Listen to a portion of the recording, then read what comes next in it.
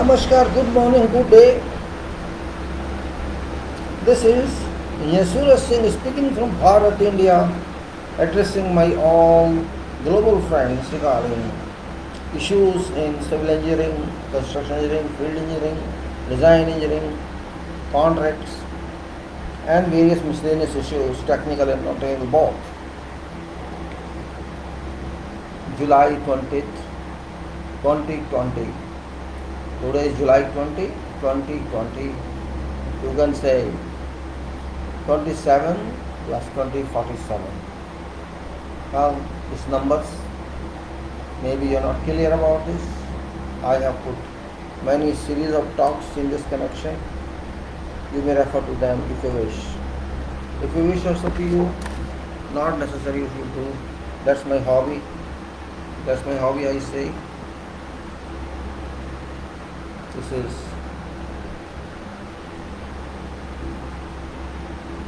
is Institution of Engineers issued certificate regarding National Certification of Chartered Engineer India, Bharat.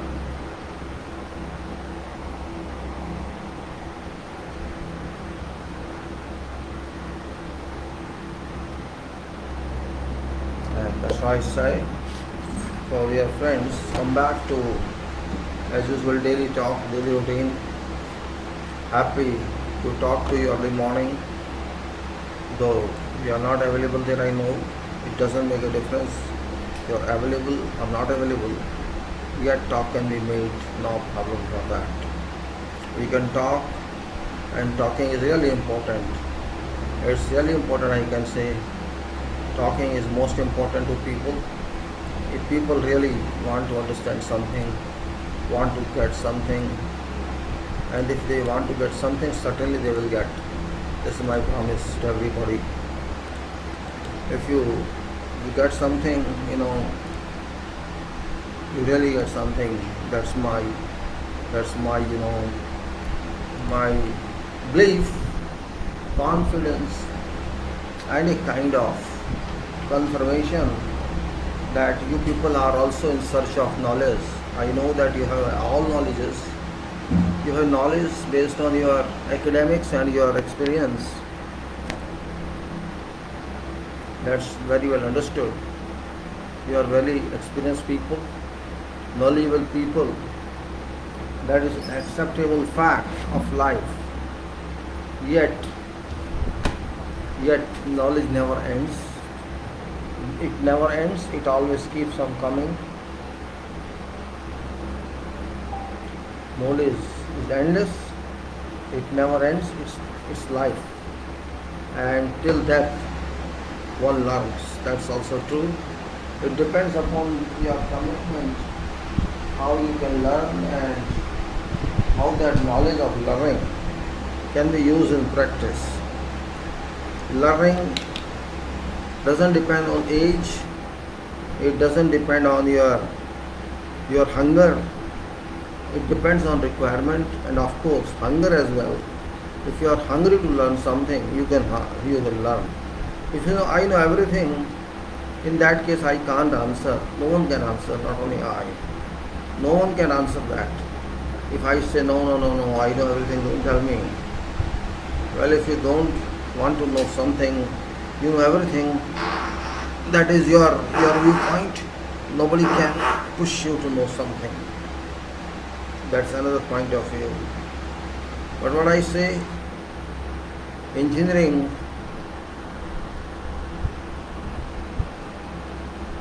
is something that has no end.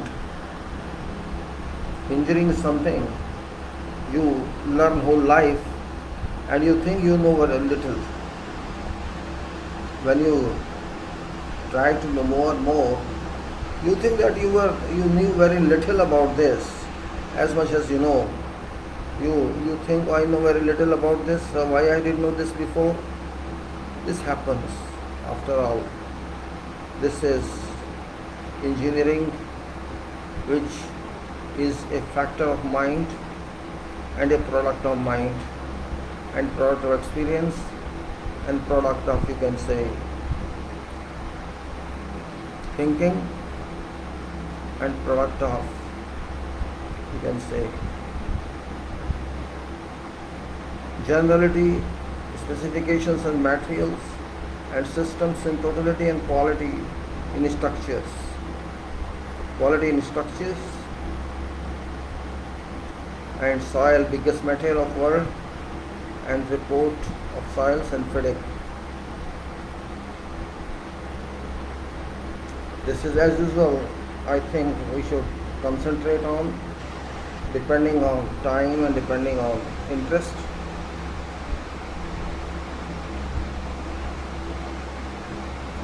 I am showing it through mobile because I can't share it on the screen due to problems on Facebook technical issues.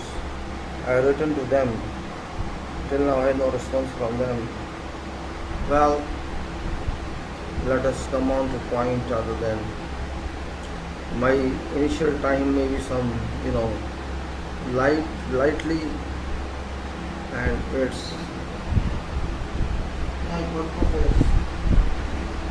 purpose is to interact with you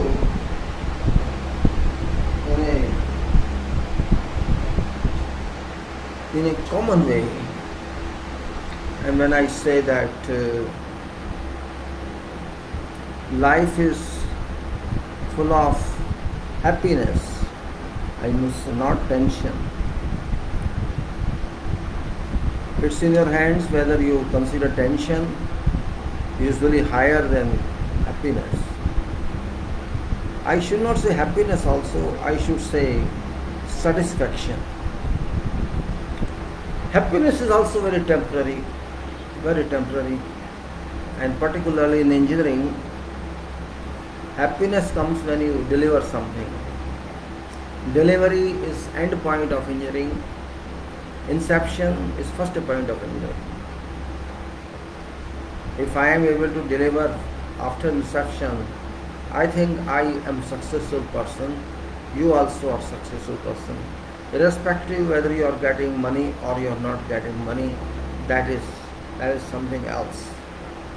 Money is one part of life, but it does not relate to engineering as well. Yes, money relates to engineering as far as financing is concerned. That's the point I can say. Financing of your project requires money, but you would require money for purpose of doing project, but not for feeding in project. As an engineer, I should get money. That is indeed true. But money is first one is one part. Contribution is another part. Engineers are born for money or they are not born for money. Every Indian has to decide.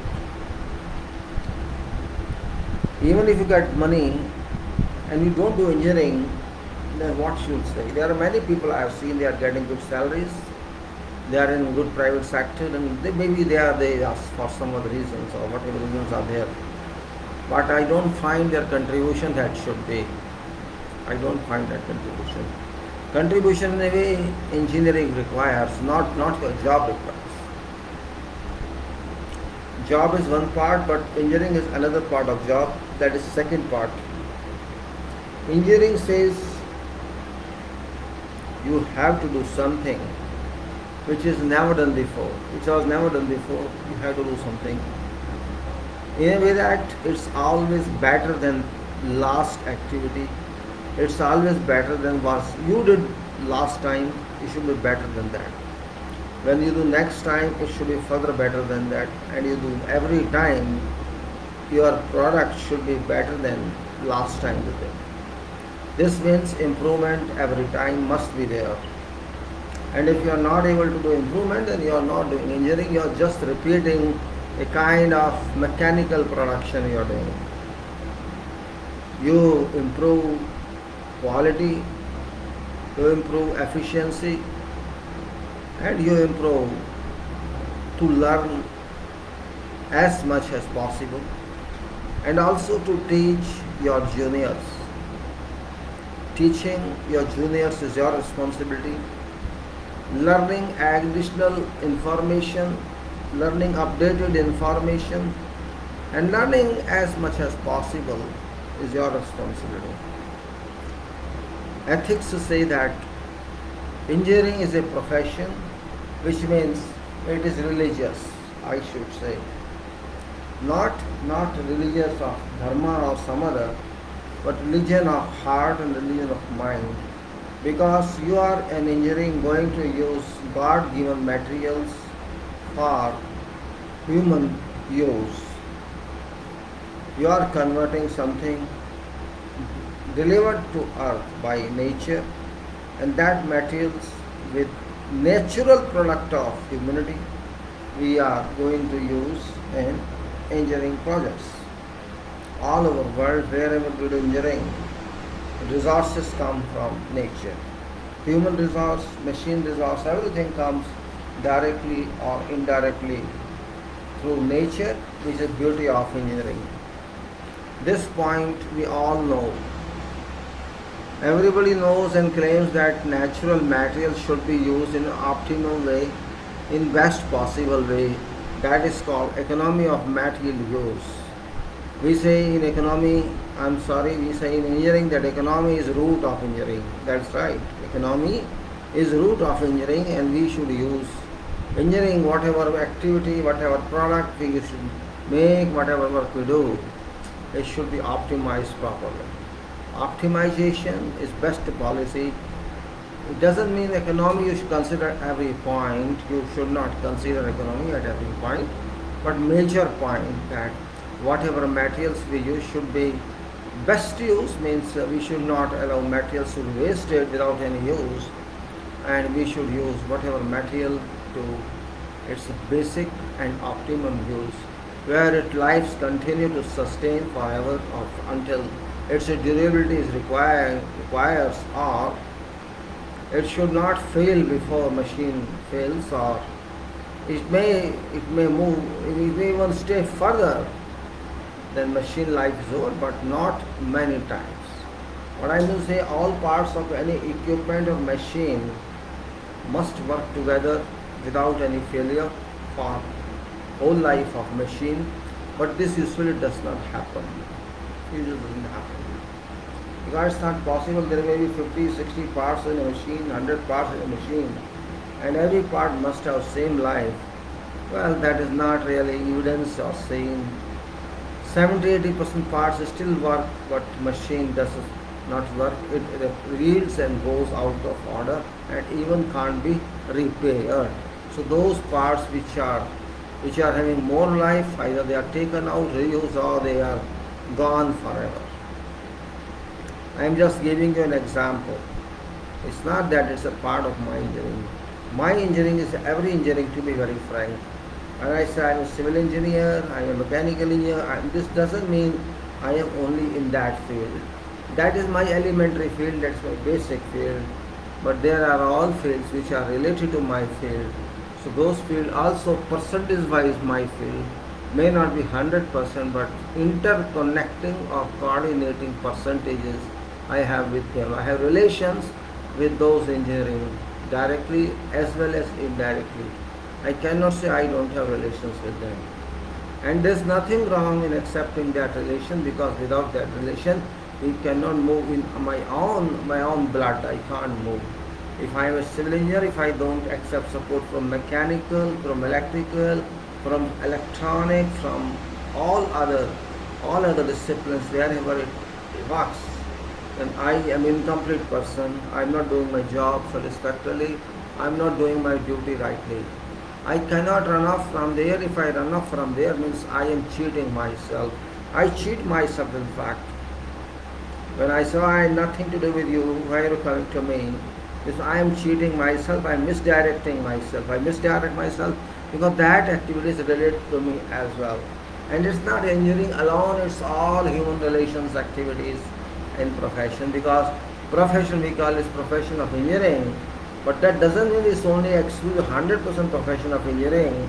There are many other professions which are non-engineering related to my profession that has got a relation. Like you have relation in society, your relations, blood relations for your siblings and blood with your parent and your very close relatives, while you have extended relations with your other families, and also you have social relations with your neighbors, and also many more relations you have in society. Same way, engineering and all other professions do have certain relations to others. Those are interconnecting branches which are useful to you, which deliver to you something so that you can further integrate that delivery into your own. I'm suggesting to you this because you know it very well, but you miss when you know something, you have some knowledge, or that knowledge is hidden somewhere in your mind as a resource, and which sometimes comes out only when you need that. It comes at that time only. In engineering, when I say we use all resources, first we use human resource, which is top resource in this world, human resource. Then we say equipment resource, which is next to human, because equipment are very important for efficiency, for quality and reliability, as well as material resources. These are three basic resources, and then many other resources are there. If we don't have these resources, you think we can work in engineering? My answer is never, never, ever. Even if you go to history, hundreds of years back, resources were available at that time too. But they were different type of resources, not exactly mechanical resources, but different type of resources, which would be partly mechanical, partly animal, or something else. We used in those days, in long before, for our support, maybe donkeys, maybe horses, maybe camels, maybe something else. Maybe we use human resources in different way. Water bags, means rubber water bags or masks, we used to say, when there was no tanks or nothing. Means there were other category of resources. There was no time history when resources were not available. Now it's different type: electrical operated, manual operated, automatic, electronic. This is different age, so resources are different. But resources are still there. There is no change in materials. Materials are same. There is no change at all. Materials are same. We can claim this very well.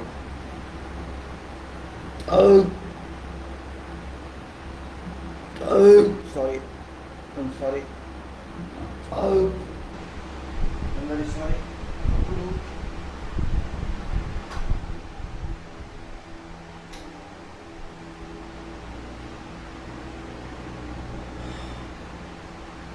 Why I am telling you all this? Myself, I am asking a question. I am not asking any question. Why I am telling you all this? There is no need.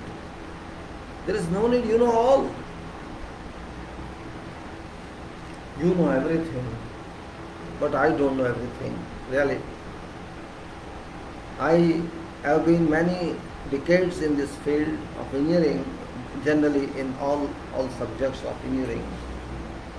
I'm not saying I'm expert of this or that. I'm not expert. I know very little about designs, and I know very little about field. I know very little about everything. I am not a good engineer, you can say, because I never claim anything. I only say try your best, because no one can be complete engineer in whole life.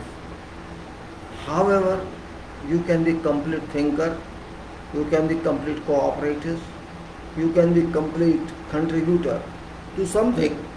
Don't contribute everything, contribute something in profession.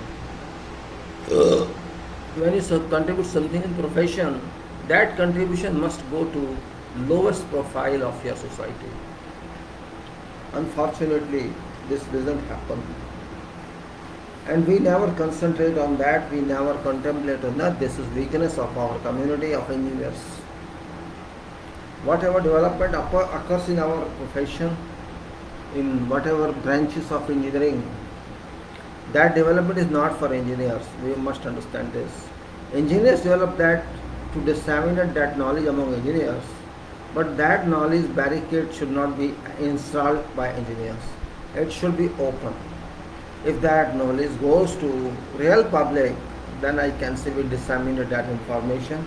There are various institutions which disseminate information among engineers, but they also do not do complete job, because if you see the charter, it will be clearly given that these institutions are also meant for public, or others when say other is for public. If my knowledge remains to me, or engineering knowledge remains to engineers only, this doesn't go to total people, workers or to public or everyone. If they don't know what we are doing, what we are talking about, then this means information does not reach to them. And this means we are not successful. This point we have to realize in our life. We cannot keep knowledge to ourselves, because this knowledge is for projects, and because those people are spending money, those people or public, they spend money on these projects, either directly or through government or through somewhere else, or they buy something after construction is over and they purchase it. This, they should know what they are purchasing. Just like we go to market and buy some commodity, we know what commodity is, what quality is, what purpose it is, and how it serves my. I spend that money even for a soap bar. You see what it is and who made this, and manufacturers, components are there. It's for everything. We are also making commodity, we are also manufacturing something, and we deliver them to people. It's every right of everyone to know what that is. It's our duty to tell them in advance what we have done for you, how we have done for you. That point does not exist anywhere in the world. Unfortunately, engineering profession thinks itself that it's on top. Profession is on top, but service is not on top. Profession is of course on top, but service of professionals to be extended to public is not top. It's regretful. We keep people threatened, we keep people, off knowledge. We keep people off knowledge. And we ourselves also keep off knowledge, because we try to get that knowledge also, which is good for us for time being, not for future. Just like the sustainable development, we have sustainable knowledge we have, which we do not use, unfortunately.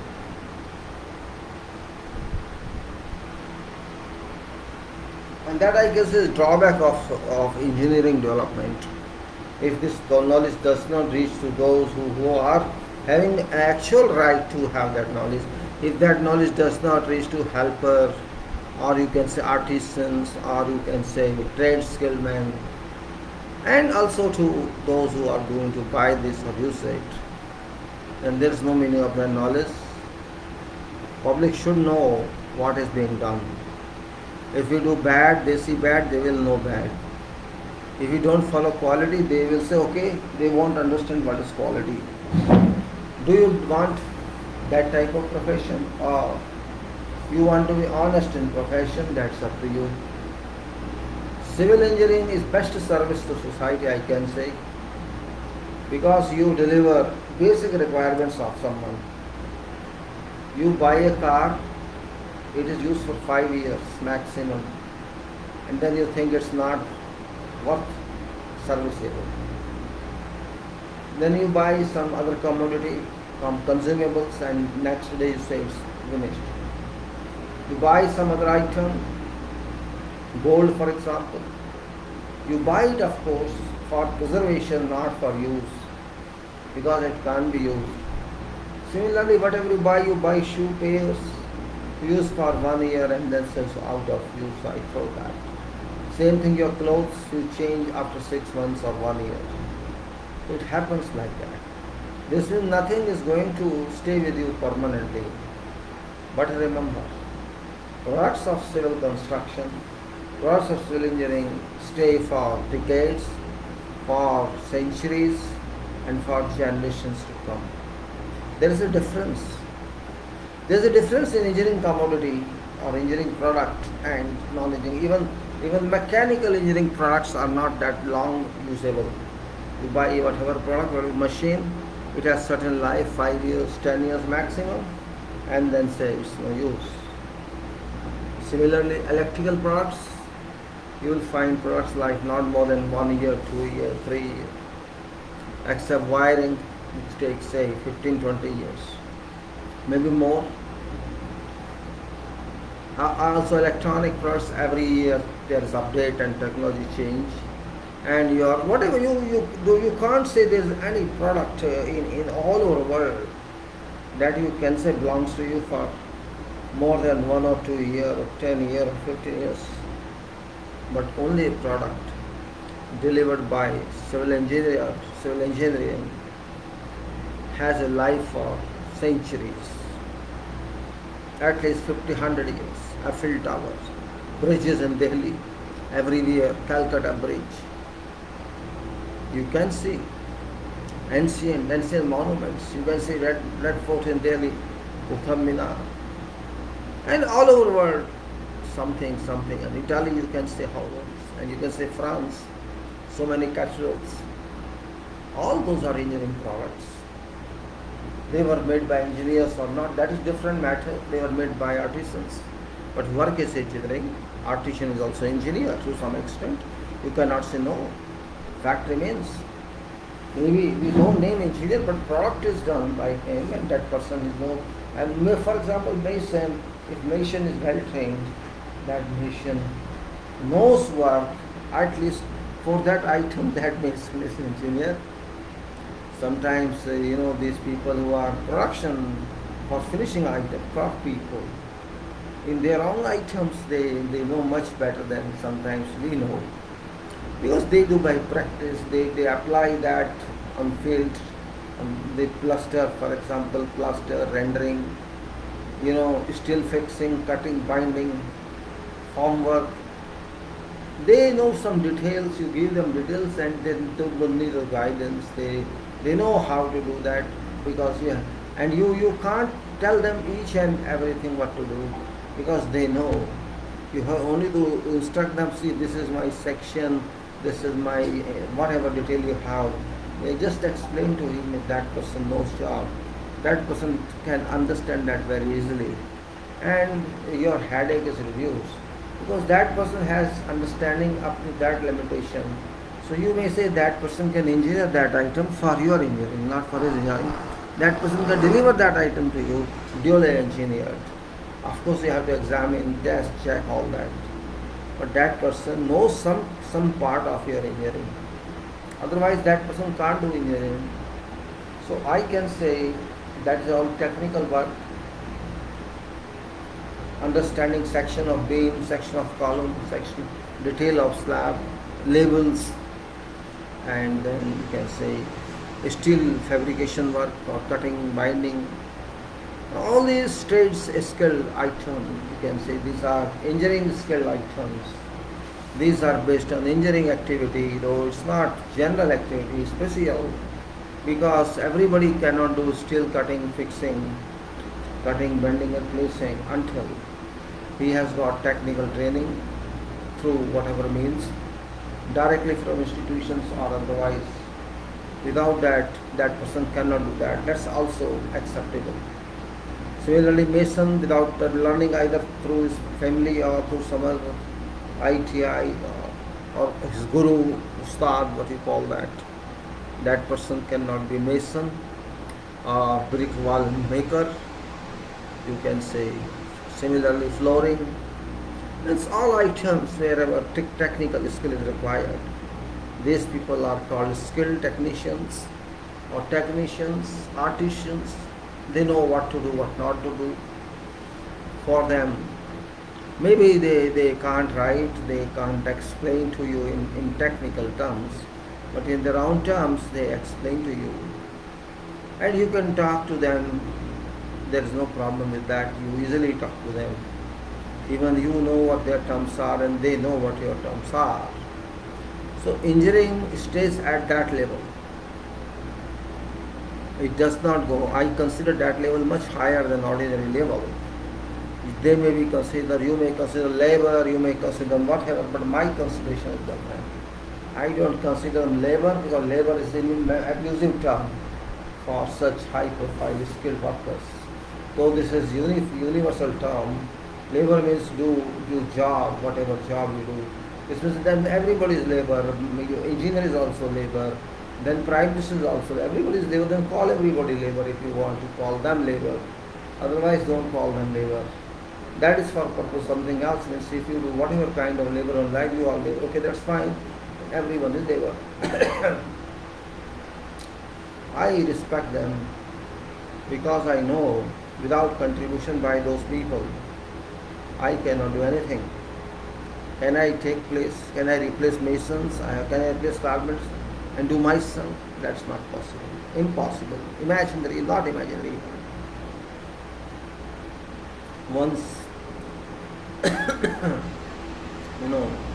civil engineering management is such, dirty sometimes. Dirty means in public understanding it's dirty, but it's not dirty.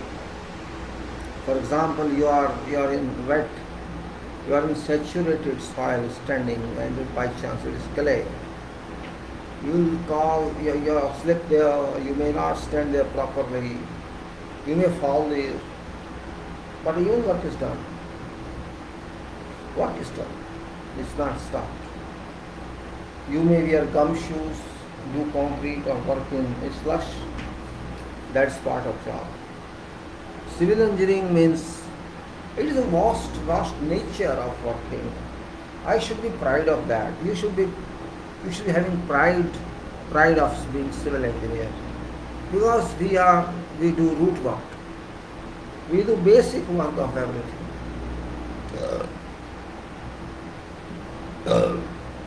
As a civil engineer, maybe I don't have good personality, attractive personality. I may not be very diplomatic. I may not be very much polite, or my nature may be rough. My nature may be aggressive, angry,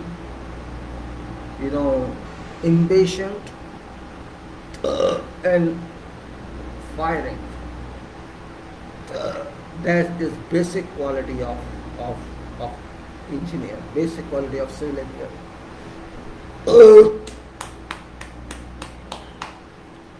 I do not mind if some worker of lowest class comes to me and talks to me high volume and expressing anger against me. I accept, because there is some problem he wants to communicate to me. He could not digest that. That's why that person comes to me to tell me that I'm wrong, or I'm not serving what I am, or I am missing something. Sometimes it happens. Suppose somebody is not getting salary, is hungry, no food to eat. Oh, you think that person should come and touch your feet? If you think that way, then you are a fool. And fool is a good word here, not a bad word here. Because you missed your activity, you missed your job. This was your duty to ensure that your subordinates, your workers, do have at least living good, they should have food, they should have clothes. They should not come to you every time to demand, I need this and I need that, if you are responsible. Whose duty is that? To keep your resource happy. It's my duty. If I have a right to force them work for project, not for me, for project, they have also a right to be given something in return. At least take care of those people. They come to you because you have power, you have potential to help them. Nobody else can help them because they are reporting to you. They report to you. If they report to me, then I have to care about that. And not only it's my job. I am paid for administration management. I am paid for management. I am paid for keeping my workers safe. That's my job. And if I can't do that, I miss something. Then something should be checked out. Why I miss that? And if if we understand all that. Technical work is fine, drawings are fine, detailing are fine, everything is fine, material is fine. But we should remember, human resource, whatever it is only responsible, physically. I'm not saying power-wise, physically that resource is responsible to use your all of resources along with your instructions. If that resource does not work, then you can't work. That is factual, very much factual. If you think that you condemn that resource, yes, there are bad people also, I'm not saying that. But on an overall, people are good, irrespective of nationality, irrespective of something else, religion, irrespective of casteism. Forget all that. Resource is resource. Just like your machines who know from where these parts came, who know from where this iron came, steel came, but this part of machine. Same way from where our resource people come, it doesn't matter as far as they work and they are paid. To my understanding, your resource, human, if fails to work, your project cannot move. That's very basics of life. And we ignore that generally.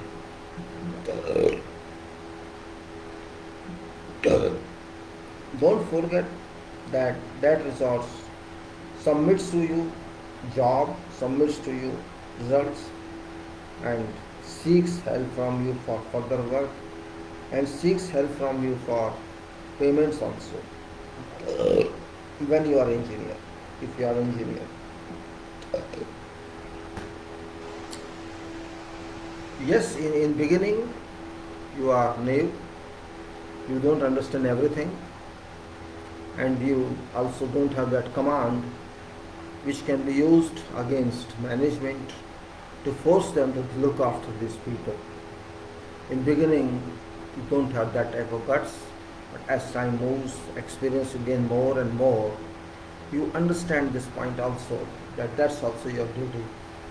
In beginning you think drawing is my duty, technical angles my duty, and I am an engineer, I have to look after that. Because at that time you are only engineer, there is no administration in your mind, there is no management in your mind, you are only engineer. You don't think beyond your academics. There is a point here, and in that age, in beginning, it's acceptable for a couple of years that you don't have that stamina, you are developing, you are learning. But once you complete about say couple of years, then you are duty bound to understand all this. That's why experience required. If there is no good relation, no harmony between engineers or supervisory staff and workers, you cannot do anything, you cannot work. You will just add fuel to fire if you don't help. If you are helping human resource, it doesn't mean you are helping them. You do not do any obligation on them. It's your job. You can't say, I can't help you. You had known you, if you say, I can't help you, then you can't expect them job for you, work for you. Why should they work for you? Because they of course they are employed by company, by organization, but they are following your instruction. So when they are following your instruction, they have every right to question you. Where is my salary? Where is my facility? Where is my drinking water? They have every right. Where is my room I have to stay? I have to go to bank. I give it time. I want to pay my money send my money to my family. Many points are there, which are administrative points, which are welfare points for those people. And remember, it's not their welfare, it's your welfare. It's your welfare. As administrators, as managers, you have to digest a lot. You cannot confront on every point. Yes, you have every right to confront them on job front, but not on personal front. On personal front, they are my family members. If I am senior to them by age as well as by my post, I am their big brother, elder brother. It's my duty to help them, to support them from whatever problem they have. Sometimes they have personal problems, family problems, sometimes they have some other problems, colleagues problems, or residential problems, some other problems. It's my duty to take care of that or pass that responsibility to some of my junior to handle that problem. There may be some public relation officer or some other person in your staff who can support you by that. I don't say that you do everything. I understand that part of your resource, human resource we call it.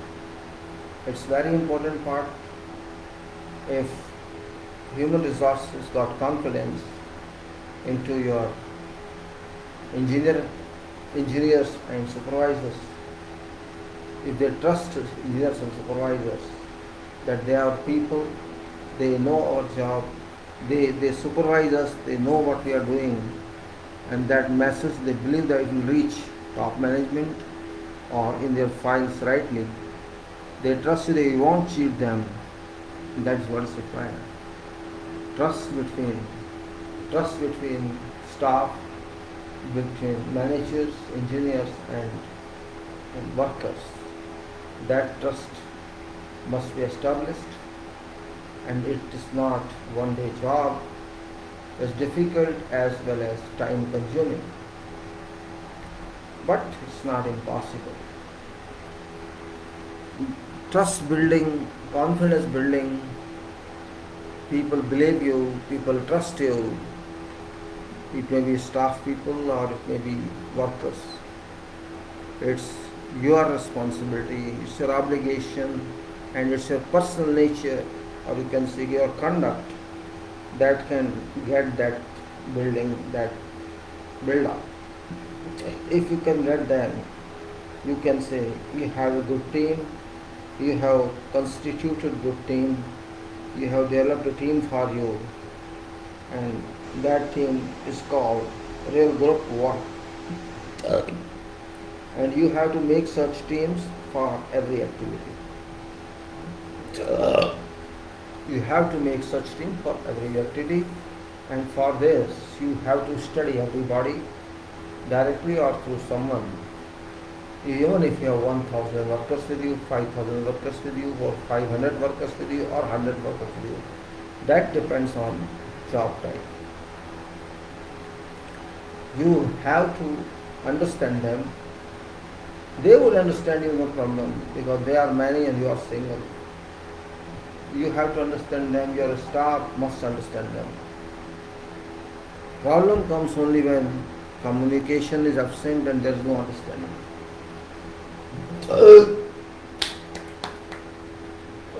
Sorry. I have experienced a lot in field, and today I realize maybe at that time in field I too was angry, used to be angry with them. Means I too also used to be nervous and aggressive. Why you come to me, you're wasting my time, this and that. First of all, it's also true that they waste your time. You are busy in quantification, you are busy in something, and they come to you for their problems. And you feel irritated because they disturb your concentration. I agree with that. But they are not that intelligent, they know what you are doing. How they know? Whenever I go to Sahab, engineer Sahab is always busy, because that person has no option. And remember, these people of worker nature, they feel pleased if you talk to seniors, of engineers.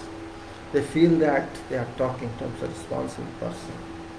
And if you don't entertain them, you say, no, don't come to my room, go to that foreman, tell them. tell him this problem, go to that supervisor and write a paper to him and let him come. I'll look into that. You want to win confidence of these people. Because they are in problem with that person and you are again saying go to them. You are doing nonsense. Purpose of that, objective of that person, because that person came to you, is that he does not believe them. That's why that person comes to you. That's also a fact. If that person does not believe either of them, either a person, foreman or someone, because there is direct relation between workers and foremen, between workers and supervisors, direct relation. And when there is direct relation, it means every day they meet each other many times. Maybe they are angry with each other, or foreign policies or workers. Worker doesn't talk sensible to foreman, but relation goes on. It doesn't mean foreman said get out of here. It's not that. It's immediate relation, and trust building is difficult. Means foreman wants to extract more work from worker, and worker knows that he is crushing me. So that relation is little difficult. Same thing with supervisor. But you are not directly dealing with work. So for work, that person won't come to you.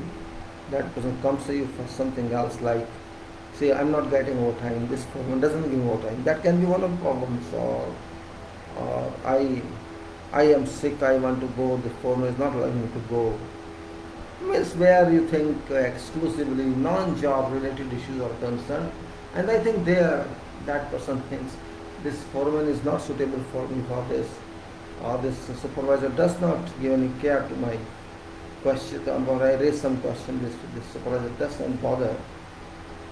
So that was in that you are only person to whom I should approach, and you are maybe better than those people because you are higher and you are educated, very well educated. You can understand problem, and moreover, power is power. So sometimes we have to give way to such people. Okay, come. I have experienced both in my life. Keep yourself distant from these people, and as far as I said, if personal problem is concerned, let them come to your office. When I tried both separately, in one, it doesn't work very well. When it didn't work well, so I changed my attitude. I started to go to them rather than waiting for them to come to me and asking me any problem, tell me. That's best way also, but they won't tell problems, your problems among others. Because when they are on work front, they are not alone, all are here. So secrets are secrets. So when I changed my conduct and I allowed them, okay, come on, my office is open, no problem. I used to simply say, please come with some application, don't come without it, because first of all, I won't be able to understand what you're saying. That's one part. Means your writing or your expression, maybe I don't understand exactly what you want to say. It's not because I don't want to understand or you can't explain. One part is language problem, that your language I can't understand. So writing will at least tell me, and writing not necessarily you write yourself, you can ask somebody to write for you in simple English, and I can at least know what you want to say, and if I want to take action I can write on that, or if you want something I can write on that and send to some person, please give it to him. But that's one part. Means keep your office for personal use of purpose, not for work. I'm not saying for work. Don't allow them for details and for that. That's not their right. That can be given only to side persons who are responsible for that, or for persons like foremen, like engineers, and like supervisors, and like those charged. And you can give details to them, or contractor, subcontractor, but detailing to this person, I'm not talking of that detail, I'm talking of personal issues. Maybe they lie sometimes, it happens. After all, lying is acceptable in field, because everybody is, when you stay in deserts, you stay on sites for weeks, for months, away from your home, from your people. Certainly you are a human being and you become fed up, what this life is, but you have no option. You have to stay with that, live with that for your food, for your clothing, or you can say for your survival. That is a must. It doesn't mean that you exploit them. This doesn't mean if they are not having money, they are poor, that doesn't mean you exploit them, because your relation is work. Your relation only work with them, and if that person even delivers 60-70% returns to you, I don't think it's bad. Sometimes they are angry. They are angry, but they can't say we are against you. They want to fight against you. So one way is to do less product. Output is less. Okay, no problem, 1 day, 2 days. How many days they will work? Oh, I did not work much, and this engineer didn't ask me. What should I do? Okay, another day he will do same. I say, oh, this engineer is not caring about me. He didn't ask me why to do less work. Okay, do my work. Because problem is that person can also not sit without work. Because work is also one part of hunger. That person is also hungry to work, because the person has to work after all 8 hours for what? You can't sit 8 hours without work. If somebody asks you don't work, sit whole day, that person shall get mad. Because that person is physically oriented, means that person has to do something. That person shall become mad if no work is there.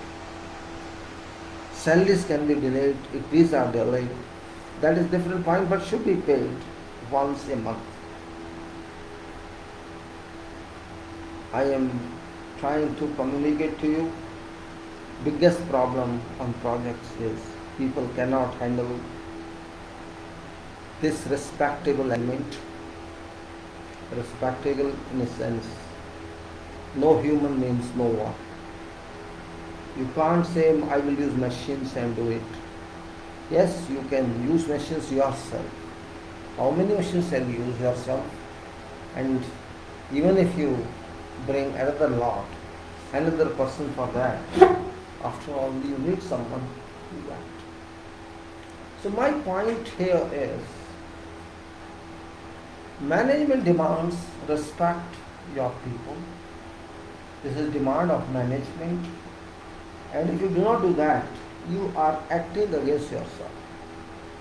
You act against yourself, not against that person. Because doing injustice is also sin. You are not doing any obligation on that person.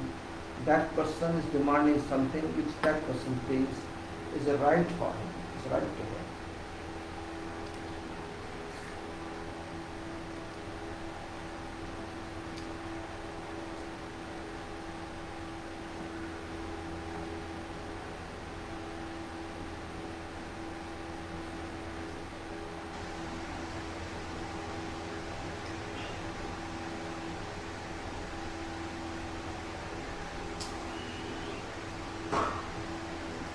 We always think a principle that there should be a right person for a job.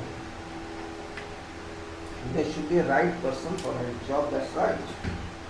Where does it apply? Does it apply to workers? I should say yes, it applies to workers. But my question is, worker does its job. Workers never says no. Worker works his job. Worker never says I don't work. Never says. And in fact, if you measure daily output of workers, for research purpose, you'll find workers on an average delivers what you expect, and sometimes more than that. We work every day and we record every day also output. It's not for payment, that's not for payment. It's for just to have records of, statistics of, what output can be delivered by worker, by which worker, which class of worker, which nationality, and what standard of quality of that worker is. All we know from these records. These are that records, and these workers also know that someone is recording our product, our achievement. That's also a point here. You may reveal that or you may not reveal that. These people think there's a record. Maybe they ask supervisor to write more. This can happen. You cannot stop that. There can be 10 to 20% fake report in that. I don't mind that also. My question is, my problem is, I have to keep that person happy in a sense, satisfied. Means that person must trust me, must trust staff, must trust project, and must trust that there should be no person to cheat them. Why trust? Mistrust comes in because we try to cheat them. We try to suppress their rights, oppress their rights, and which is not right policy in construction.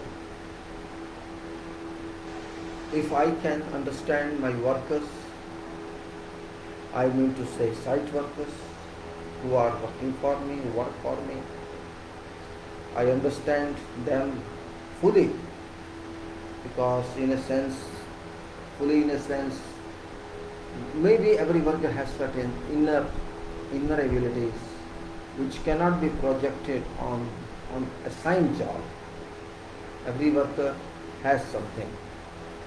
Even if you compare works delivered by 10 workers in a day, even on same item, you will find there's a variation. There's a variation and there's a standard difference. This you have to see. So you have to deal with them in 2-3 ways. First is analyze them, and second is don't keep off from them. Keeping off from workers means a loss to yourself, because even if you keep off from them, what shall you gain? First you think that. What shall you gain if you keep off those workers? You have to think this point. And what shall you use if you come close to them instantly, just to listen to them? What shall you lose? Nothing. This is human psychology. Don't forget, you have to use that worker maybe for months or for years. You can't say, depends. Or not now, maybe later on another project. Or if not that person, someone else. You have to, because you cannot do everything yourself. It's not possible in civil engineering. Particularly civil engineering, it's difficult that you can participate in work, direct work. You have to keep someone there for you to work, for project to work. And that's why, workforce in civil activities is always much higher than all other disciplines, all other branches of engineering. Electrical people, you can say, very limited. Similarly, mechanical people, very limited. It's an army of civil force to work on sites for whatever activity.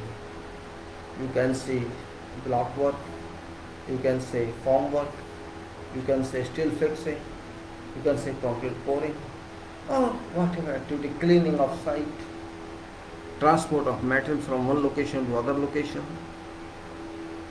You take whatever.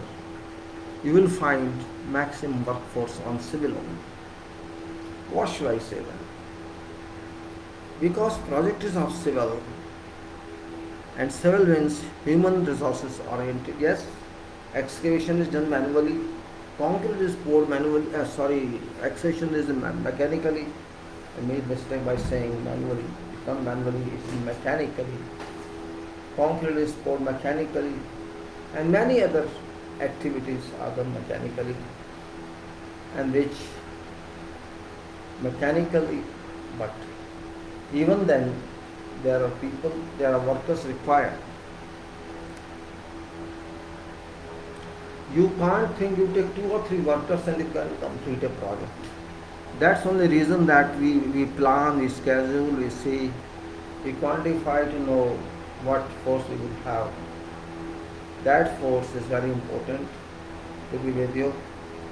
In some cases you will find very big force, and in some cases, in beginning you will not find very big force, small force, later on going to case. And moreover, don't forget that this is not ordinary force. Your workers are not ordinary force. They may be ordinary in sense of talks, in sense of behavior, loose talk, loose behavior, abuse in language. But that is with everybody. But they have plus point of knowledge of work, practice of work, which you don't have. Practice you don't have. If these helpers, these skilled people, if they work, means you work. If they move, you move. Either they move or some replacement works. If they move, you move.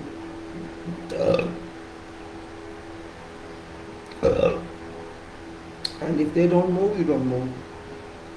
In our country, we don't realize this point very well, because we have a lot of people here. When supply is more than required, value goes down. Same thing is here. We have plenty of people. We have surplus workers. So we don't care about their potential. We know they have potential. We neither develop their potential nor develop their skills, and we expect them to honor us.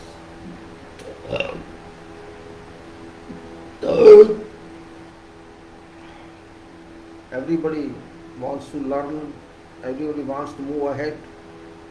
Nobody wants to stay in that level forever. It may be helper, it may be assistant, it may be tradesman, it may be whoever. Everybody wants to know something and move forward. This is human nature. Even if there is a mason, he wants to get more and more jobs. Maybe he wants to become a contractor. Similarly, a carpenter, he wants to take contracts of formwork. And a steel fixer wants to take contracts of steel fixing. So everybody has some destination. At least not to that high level, but to some level, so that more money that can earn, and that person can supervise his steel fixers or carpenters. We have to understand this point in very different manner. If I have good people with me, I understand them, and I have good interaction with them, not every day. Sometimes on site when I go for visit and I find this way of working, of course I shall ask them questions. I shall ask them what they are doing, who told them to do this, do they don't just everything I ask. If I don't know, or if I given them details, then I'll ask for performance. If you talk to them and if you see that they are good workers, production is good with quality, particularly carpentry, formwork or steel fixing, then you can start relying on them to some extent. And you think that they understand your language, they understand what you're talking. They understand, some people understand drawings also. I see these people, they understand their drawings, if not every drawing. Steel fixers understand their drawing, and carpenters understand their part of that. So even some of them coordinate also. within among the such drawings, I mean discipline drawings they coordinate. That's good. So such level persons, if you have seen them that they can deliver what they say, they can arrange with certain of their associates some kind of activities on site without your headache, means a kind of petty activities. You can give them activities based on some rates, and they will do that fast without your worrying about that activity.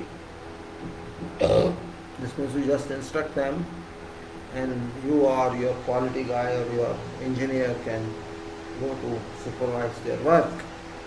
That level, and that's called development of human resources. Means here we are developing human resources and we are reducing our headache, but output is going to be same as it was expected. This happens in practical field, and this should happen because ultimately you have to constitute some team, and if you can't constitute team, you are layman then. I would simply say, if you can't constitute your team, your reliable team, even after working for 6 months or 1 year on a site, actually for that site or for some new project to come, you must have a capacity to know who is best for what.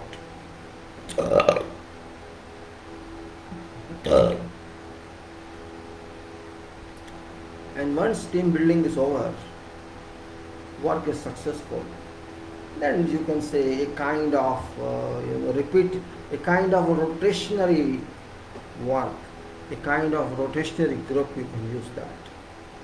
Then you don't worry about that, you have to take that person can go there and lead this work. And that person selects automatically his own people. Don't need more. I mean, if you want to handle some site in a good way, and site may be big, but you need few people only actually run that project. And if you think that I will take care of every worker, then you will fail on that project.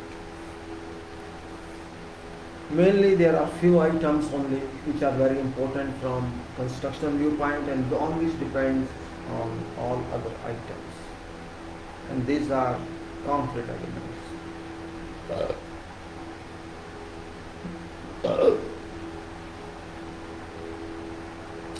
If you have good supervisor,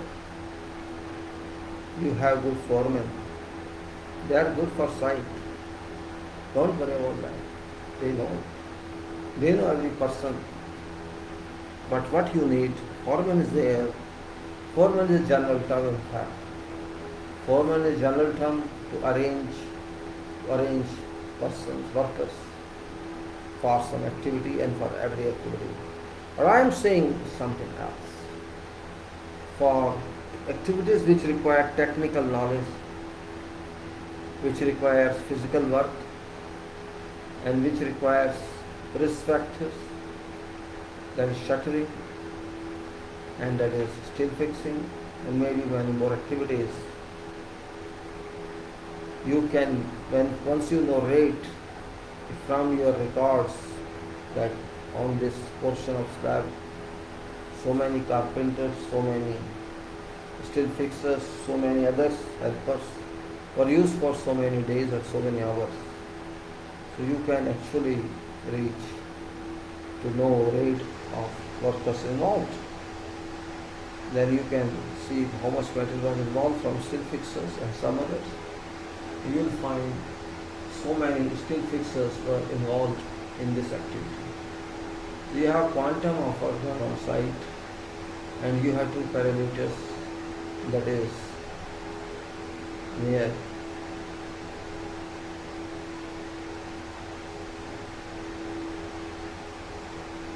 my point is, you have to select 3 or 4 persons on site who know you and you know them. By analysis and by output, you have known how much expense you are making on this activity. This is kind of physical resources cost. After all, those people are also getting cost per day. Those such capable people are there on every side. You can hold them, you can call them, or even if they are interested also, they can request you for this. You reduce your workload by having such people with you. You give them subcontract or PT contract. Look, you take this portion of this area and this is rate we can pay you. You see what's cost of that item, and let's work together this way. Your presence shall be not counted separately.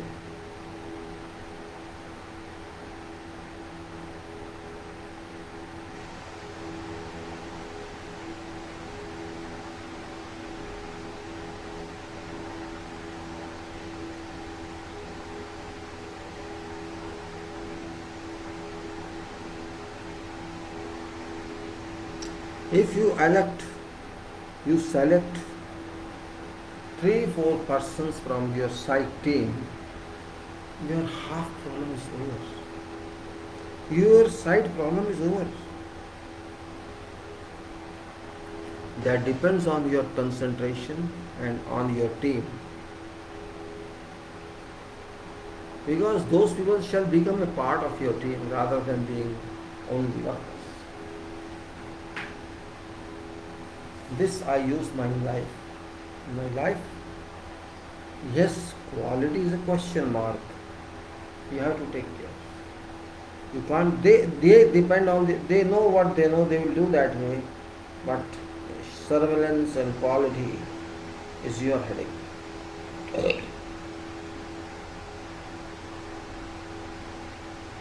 I am trying you to know practical work.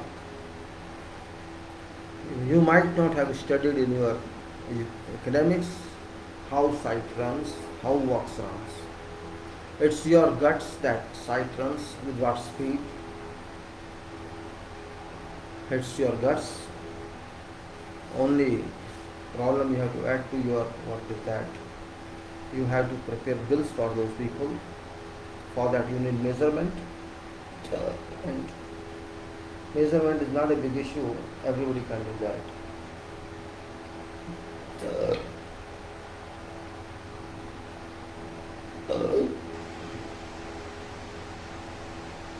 This was only convenient work, convenient act. I explained to you just a very preliminary. It doesn't mean that you do the same. That's why I say you think yourself. Everybody has a capacity to think, and that's why think.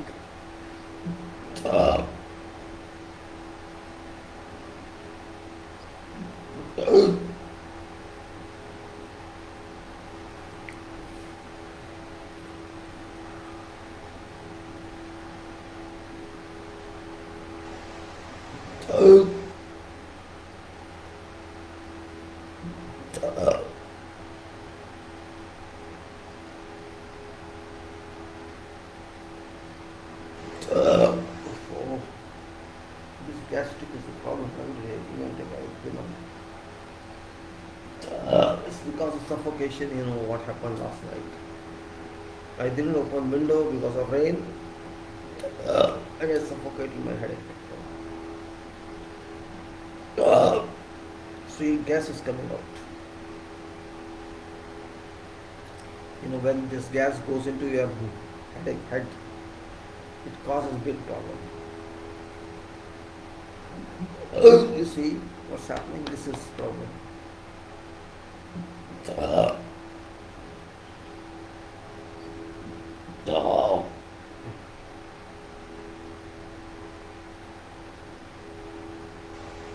Well, let us talk of what I was talking of.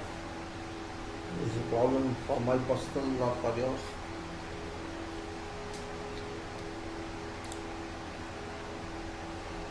There is no hard and fast rule for site works, first of all. It's in your hands. Everybody wants to see results. Everybody wants to see product, output. More and more output means more and more work is moving, site is moving, project is moving. This is a fact of life. If you are moving, work is moving satisfactorily, even if there are minor mistakes, minor errors, people sometimes overlook them until this is, extensive. It happens. Means they know you are moving project. Your company knows and consultants knows, all know, yes, they are moving. Then they also try to relax something. Okay, they are moving. When you are moving, then nobody questions about signals, red light or those light. Okay, it's red light, no problem, move. Just like that.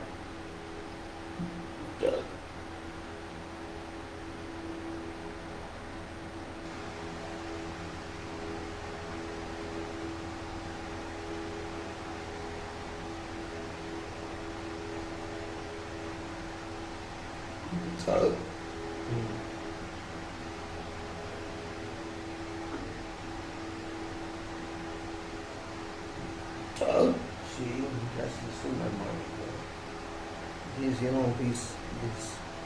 These gases are trapped in here. See this coming out from here. Some gases are trapped in, which when I rub my thumb here, and see this release from here. Some gases trapped in the intestines. See this happens.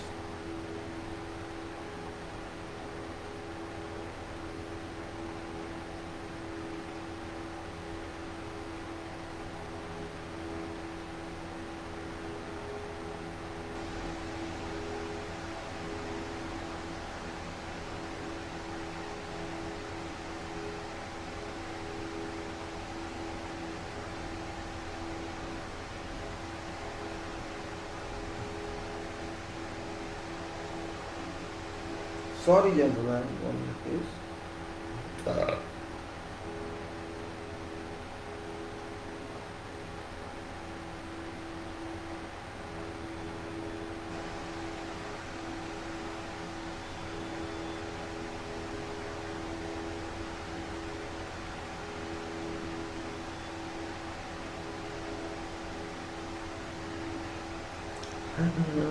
See, I'm wasting your time, huh?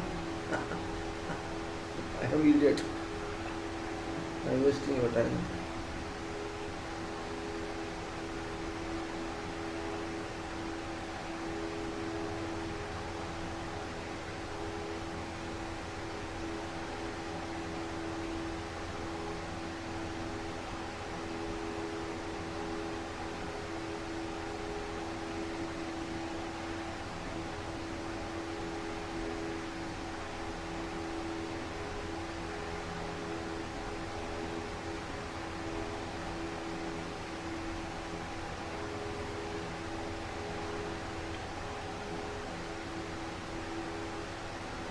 When I do like this, I try to spread this concentration point so that it redistributes, just like we distribute moments and redistribute them on both sides. I'm trying to redistribute this force, this energy, which is FIDIC,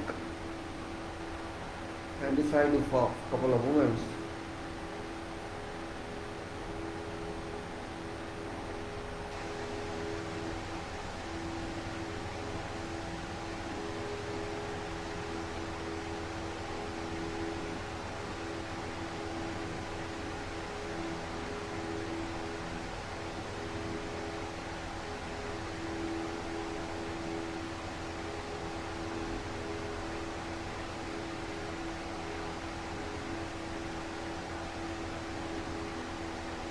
little relaxation, not all. Something is better than nothing. Otherwise, it will take hours and whole day for me to suffer. If I do not treat it like this, I experience all my happenings, You see this exhale coming in.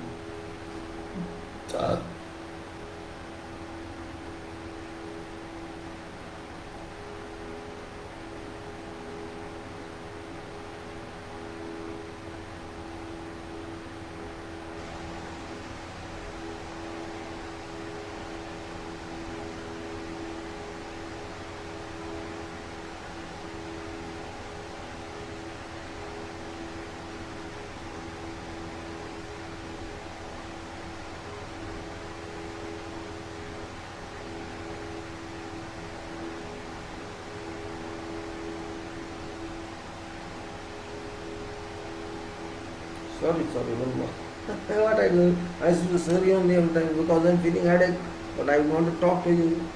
I want to reduce it. It just happens to me many times. As much as I do, some gas is out. Some gas is stuck here. This is my experience, Sorry, my glass also. You also fall now. You are my enemy now. Why are you following? You can see that. Let me on this.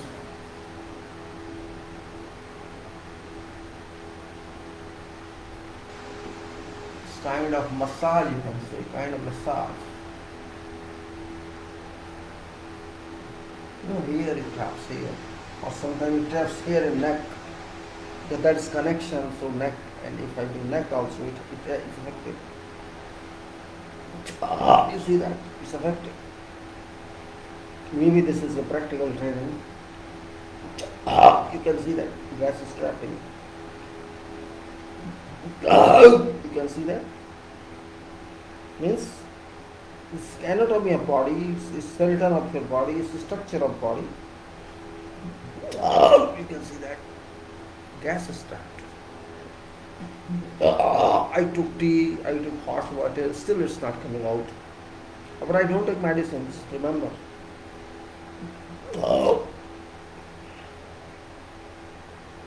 As much as gas is out, I feel relief.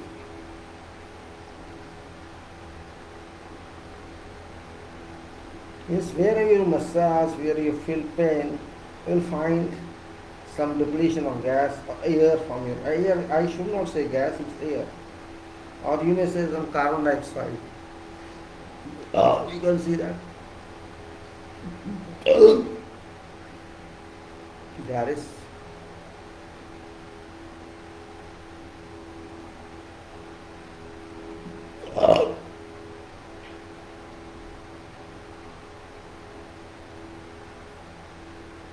Means our intestines are so thin, so sluggish, so narrow, and gas stuff doesn't come out easily.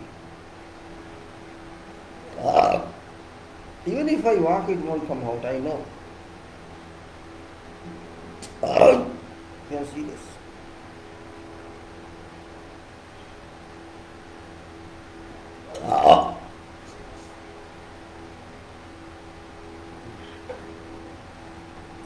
This is what naturopathy, right? And moreover, its brain point is that if you have headache, means you can't do anything.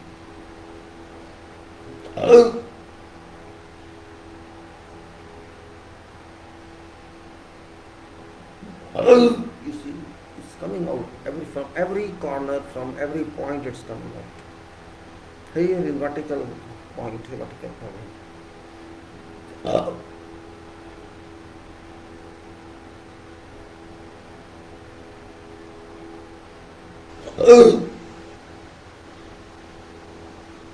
This is a problem. It spreads like I don't know what.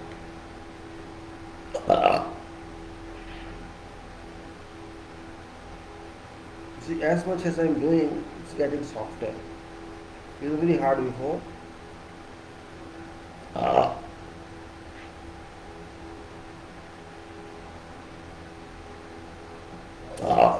See,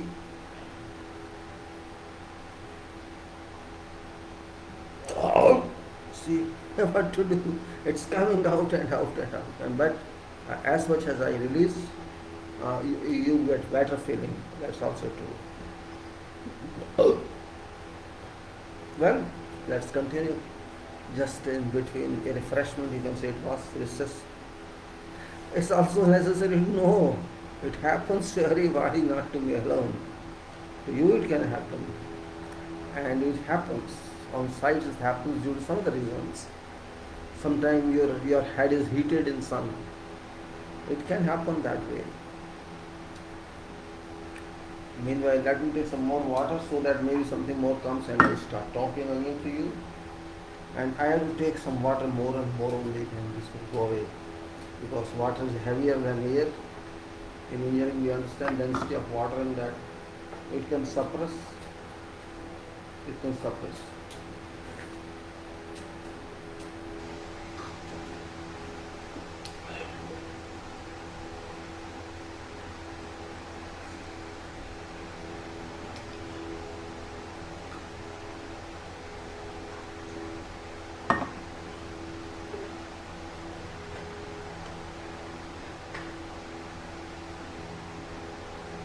So my dear friends, I think I have put my point of view about handling our own people. Without whom we cannot move a single unit. We cannot do anything. If you understand this point, then you can be a good administrator for these people. And good administration means good management, and good management means good organization, and good organization is good results. And once confidence building starts, then you need not worry about these people. Leave them then, because then they are their own supervisors. They know we have to do this job. Our engineer is good, our supervisor is good, and we shall be taken care of. So don't worry about them. And they trust you, and they themselves say, use job, why don't you use job? Then you'll say you do nothing. No, they say that. So you don't give them job, or your foreman, why are you not giving us job? Then you'll say you do nothing, and then use job. They don't think that. These people, they're not educated. They use job. Today you very little job, then you'll say, our engineer say you did very little job today, why? Oh, give us job, I can't do that. That is called, inculcation of responsibility. You inculcate responsibility in them. I'll be answerable. Why I do not much? I was not given much job then. How could I do that? And they say, okay, you were not given job. Then you can come and ask me, I don't have a job. So self-control, evaluation. I will be asked what you do.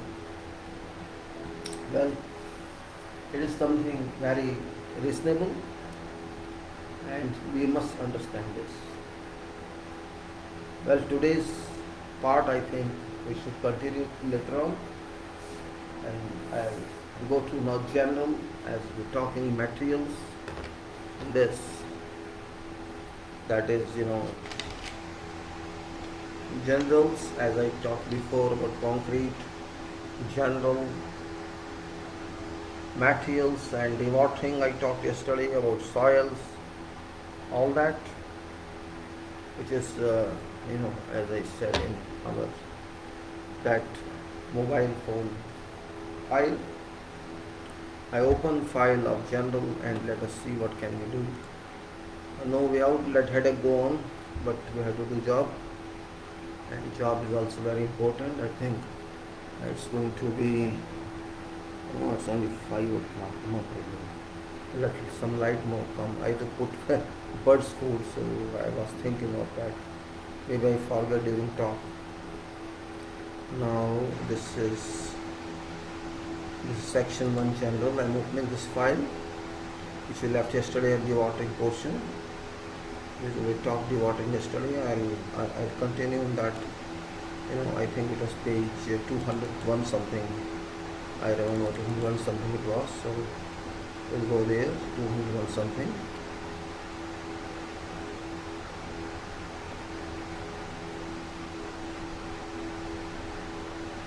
You can't see this is 100 something. So it is here. Direct discharge to sea it was, and this was 203, 202 and 201.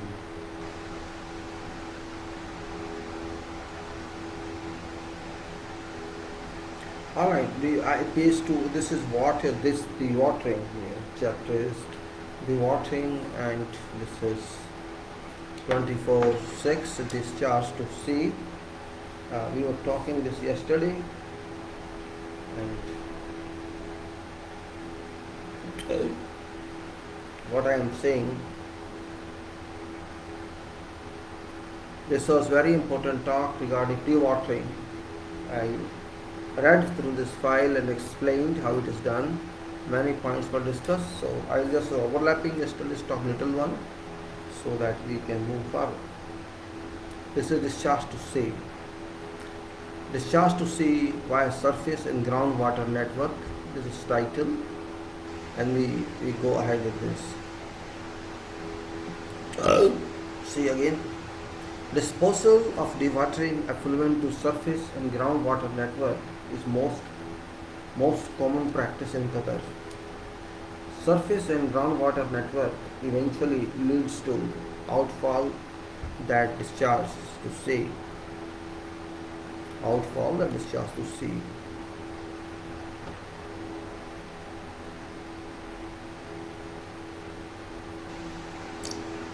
Disposal to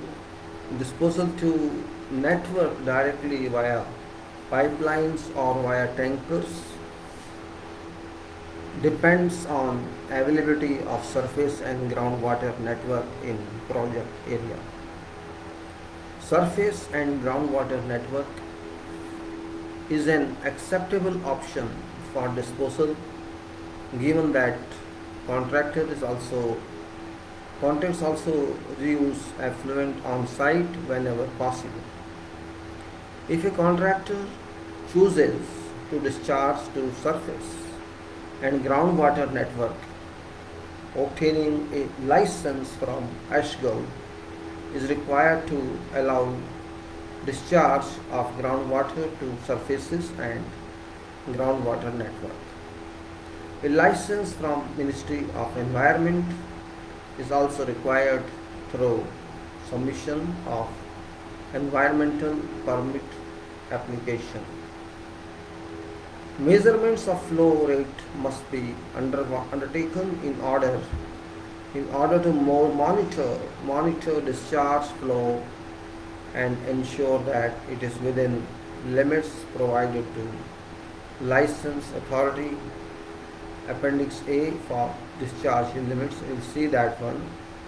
Contractor must provide licensing authority with maximum expected flow rate, that is peak flow, and expected average flow rate in order to avoid backflooding when flows exceed capacity of manhole assigned to contractor. Therefore, contractor should install a flow meter at construction site in order to measure quantities of groundwater flow. Contractor should also notify licensing authority if peak flows are expected to be reached frequently during winter season, particularly when heavy rain is forecast, so as to avoid penalties if manhole back floods. If a contractor is operating from an area which is not served by surface and groundwater network and determines that most cost-effective solution is to use tankers to transport dewatering effluent to nearest assigned manhole, Contractor is then obliged to provide a brief statement demonstrating traffic impacts caused by their tankers.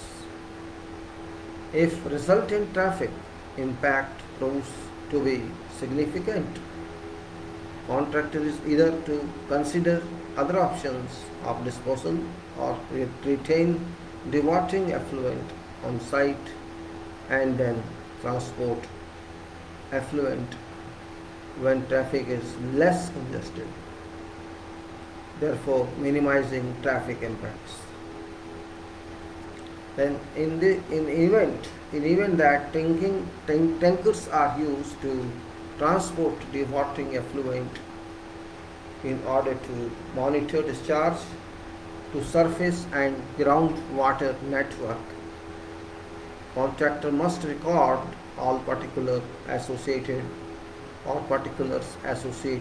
with removal of its removal such as installing a flow meter of at construction site in order to measure quantities of groundwater flow. Record of tankers coming to and leaving site, namely registration, plant number, capacity, records of water quantity, volume of effluent transported.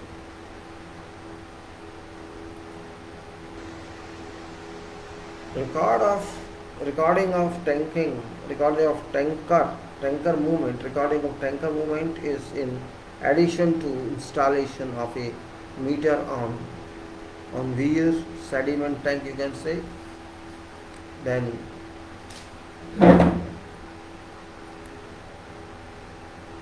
when applying for discharge permit, following documents are required to be submitted: official letter from company addressed to manager of drainage network, O&M department, asset affairs Ashkal, includes start and end date of dewatering works and method statement for dewatering. Application form for pumping groundwater to be filled and stamped, copy of building permit, copy of site map, copy of identity card of applicant's engineer, copy of registration company, and copy of road opening, that is RO, road opening permit, copy of traffic department approval as part of RO permit, testing of samples and confirmation of complaint results prior to obtaining 2 months permit. Contractor must note that sample testing is to be carried out after obtaining 5-day temporary permit and is to be submitted after previous requirements are submitted and a temporary permit is granted. Once application is submitted, project is given a reference number which includes a serial number, type of discharge, groundwater and date of application. Drawing and comments are then returned to applicant for information and or action, and applicant shall be advised applicable disposal option and a manhole to be assigned for discharge. Applicant is issued a temporary permit for 5 days. Purpose of a temporary permit is to allow applicant to obtain approvals from concerned authorities and install equipment in order to take water samples. Just a minute, I'll put some food for crows or birds, and 1 minute please. Just be back.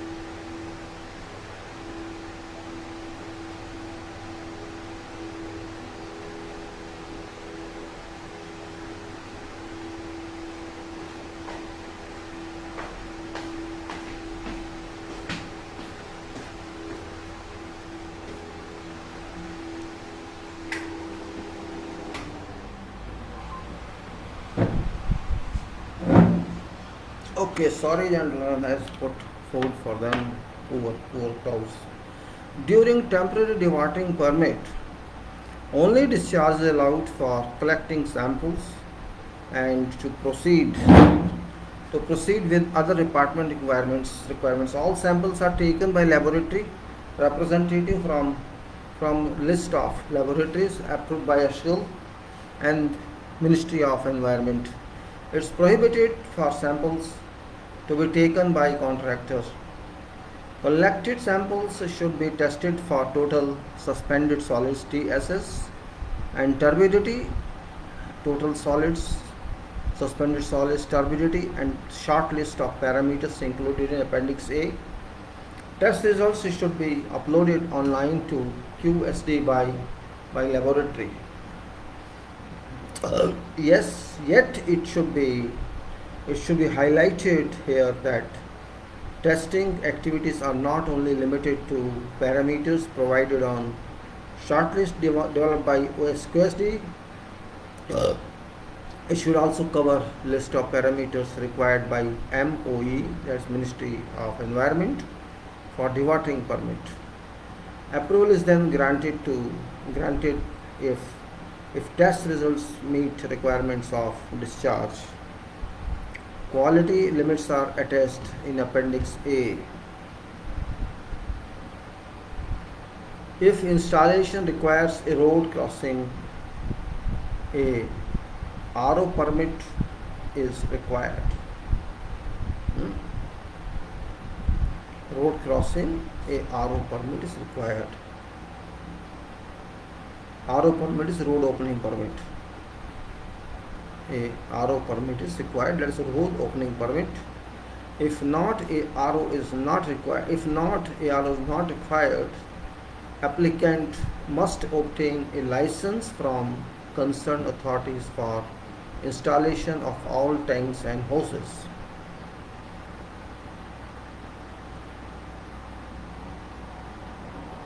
Following issuance of permit, regular inspections by O&M staff are carried out. Contractor is then required to undertake weekly laboratory tests for total suspended solids and turbidity of effluent samples and bi-monthly tests prior to renewing permit. Permit renewal request should be submitted in 7 days advance before expiry date of previous permit. Bi-monthly tests are for TSS, turbidity, and short list of parameters included in Appendix A, that is bi-monthly test, together with parameters listed under Annex 4 of Law of Environment number 30/2002. A copy of permitting application and pro forms are attached in in Appendix C. Now refer to Appendix D for a flow chart of permitting procedure for discharge to sea via surface and groundwater network. Now direct discharge to sea, that is what I am talking of. Direct discharge to sea.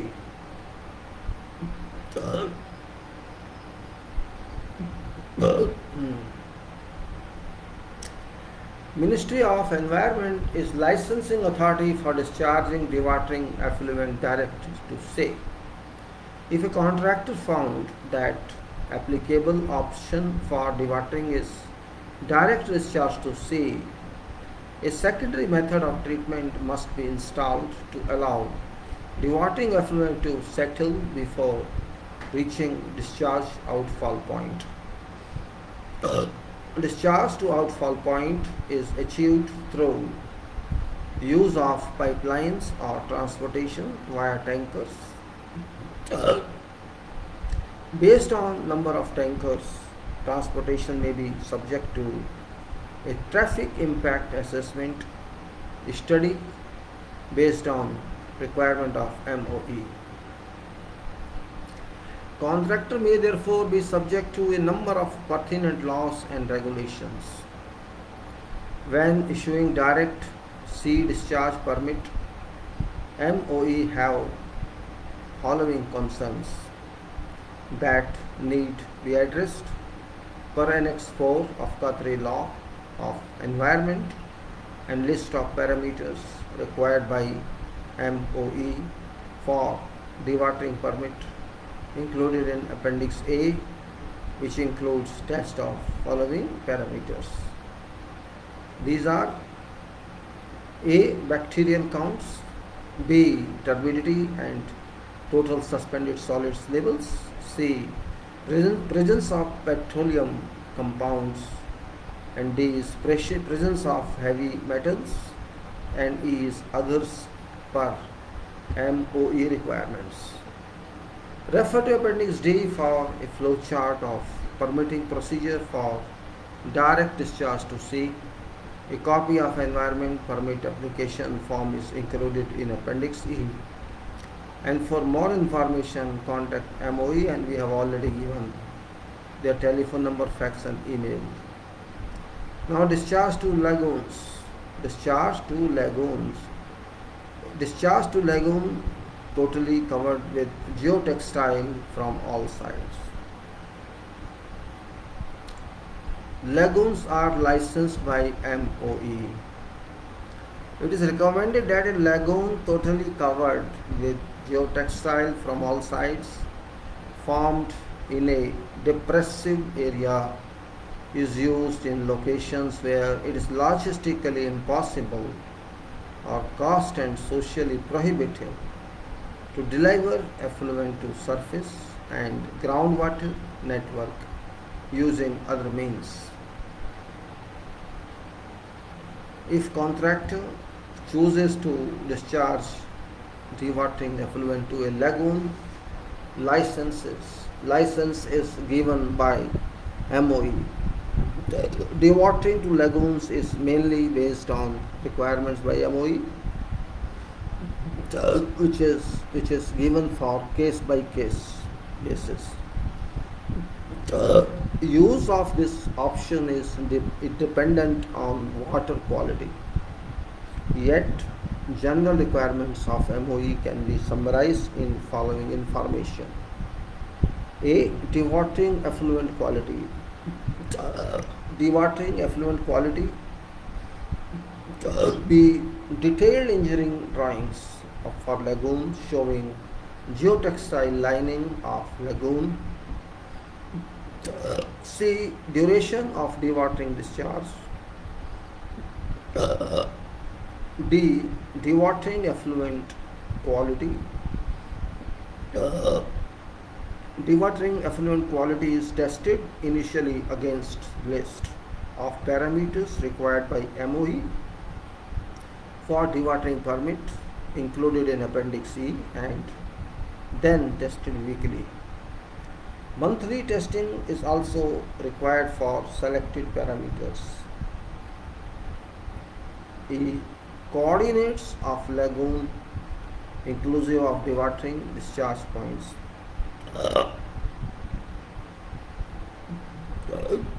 Location map, and G. Others per MOE requirements. Now refer to Appendix D for a flow chart of permitting procedure for discharge through use of lagoons. Copy of environment permit application form is included in Appendix C, and then for more information you can go to MOE. After this is, discharge to lagoon not covered. The other one, discharge to lagoon not covered. Discharge to lagoon which is not covered is dependent on discharge water quality similar to above option. Licensing authority for this option is Ministry of Environment. List of parameters required by MOE for dewatering permit is included in Appendix A. General requirements of more area similar to above option. General requirement of MOE are similar to above sections. Refer to Appendix C for flowchart.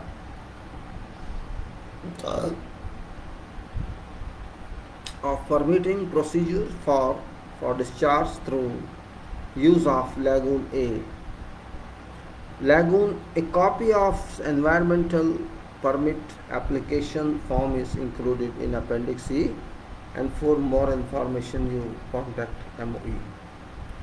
Now, discharge by injection to deep groundwater aquifer, deep well injection. Disposal by injection to groundwater aquifer is a common method in Qatar to dispose of treated effluent of sewage treatment plants.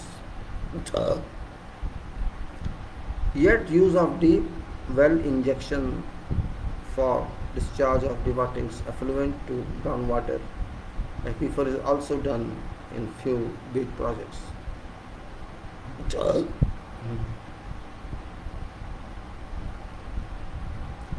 However, prior to discharge, to deep well, a careful assessment of geological conditions must be conducted in order to determine suitable depths and location of porous aquifer reservoirs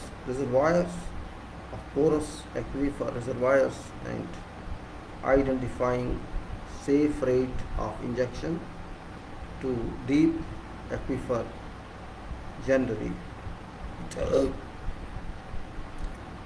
Depth of deep well should not be less than 400 to 600 meters. Deep, which is expected depth of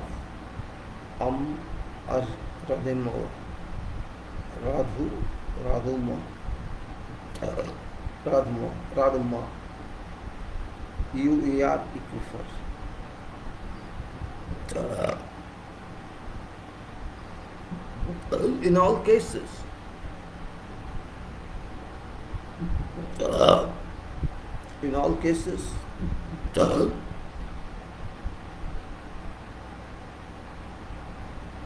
In all cases, MOE require contractor to conduct an environmental assessment for impact from project as soon as drilling of deep well, and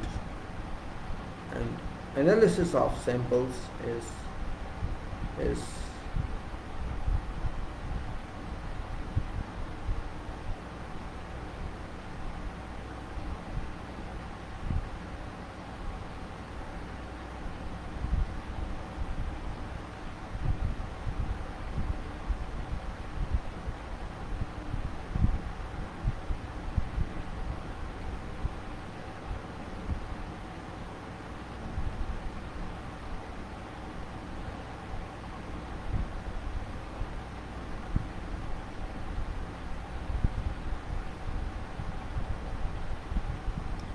okay.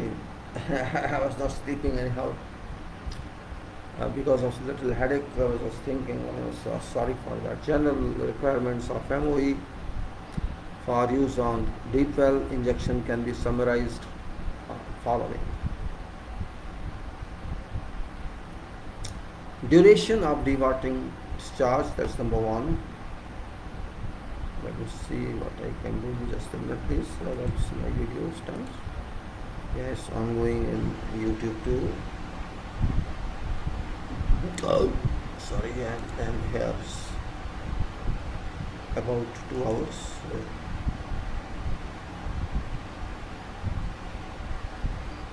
Duration of dewatering discharge, dewatering effluent quality. Dewatering effluent quality is tested initially against parameters specified in standards for water use, irrigation purpose of Qatari law of environment, and then periodically testing each week based on MOE requirements.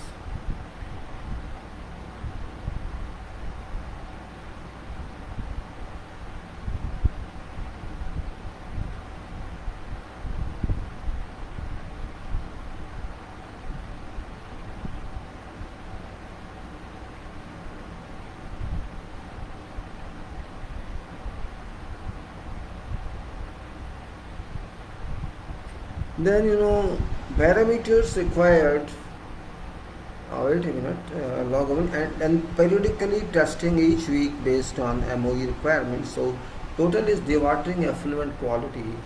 The watering effluent quality is tested initially against parameters specified in standards for water use for irrigation purpose of Qatari law in environment, and then periodically testing each week based on MOE requirements. Parameters required for physical, chemical, biological, microbiological analysis includes but not limited to EC.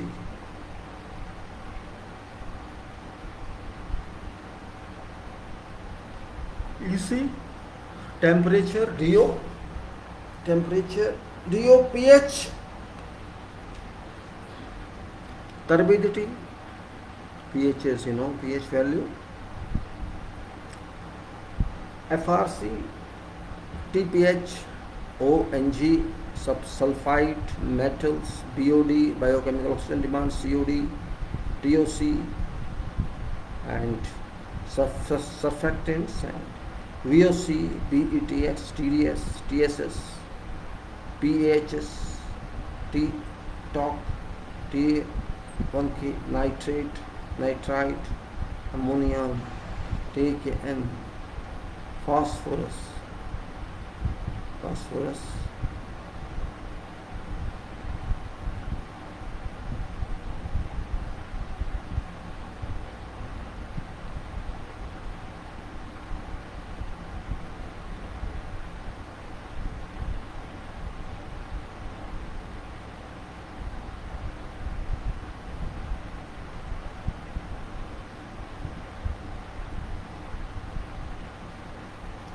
Okay, then top nitrate, surfactant, VOC, BETs, TDS, TSS, PHs, top nitrate, nitrite, ammonia, TKN, phosphorus, chloride, sodium sulfite, total, phenol, carbonate, E. coli, fecal, coliform bacteria, and SAR.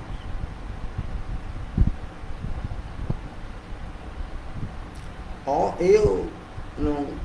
a design map for whole project, including location of injection well and network of shallow trenches connecting wells.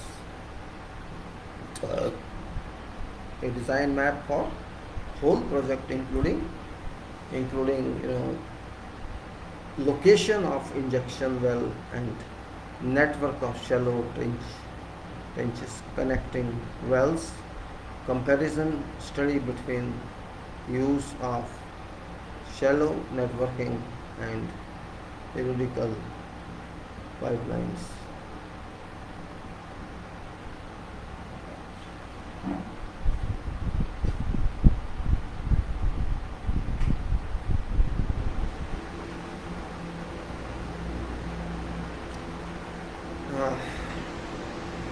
Comparison study between use of shallow networking and perforated pipelines. Drilling of monitoring wells to suitable depth to monitor impact of shallow aquifer. Providing injection wells with emergency valves to stop injection in case of contamination. Now refer to Appendix D for a flow chart of permitting procedure for discharge through use of deep well injections. A copy of environment permit application form is included in Appendix E. And then there is, as mentioned above, injection of dewatering effluent is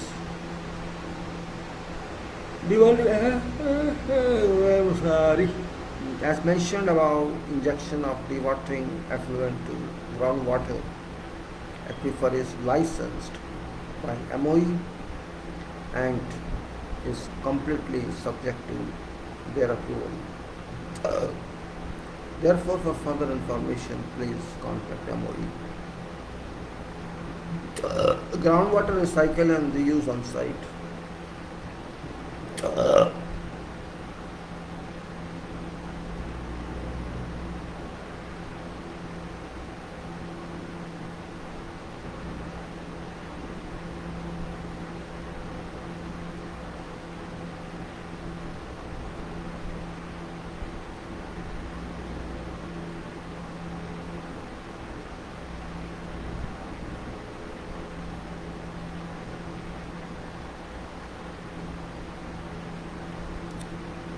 Groundwater recycle and reuse on site. It is recommended while it is going to be environmentally safe and cost effective that the watering effluent is reused and recycled on site.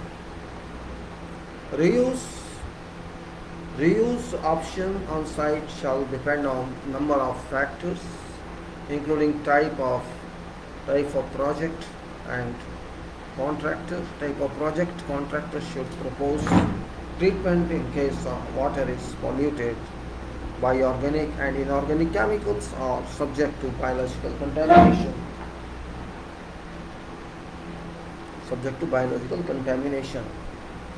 Treatment should focus, but not limited to low DO, presence of bacteria, elevated levels of TSS or turbidity, and presence of oil. CEMP, this is environmental control of environmental plan. CEMP should be used to identify all opportunities of reuse on site.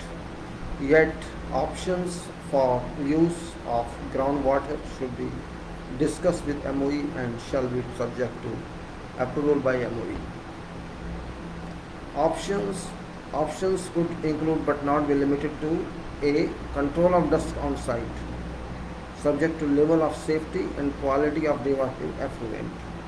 Reuse of dewatering effluent, and C is concrete curing. D is excavation activities requiring water. E is washing of machinery and site equipment, and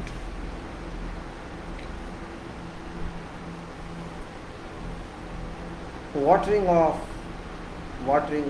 on-site landscaping when a turbidity is very high to avoid compromising integrity of soil.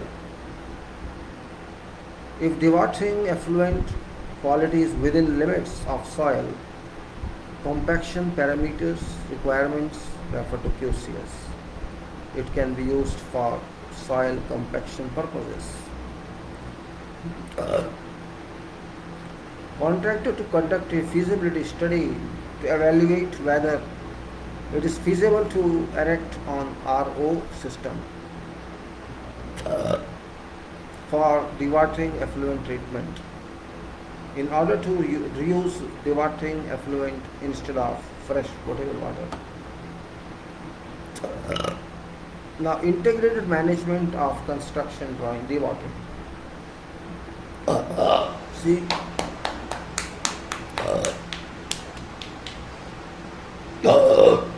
integrated management of construction dewatering.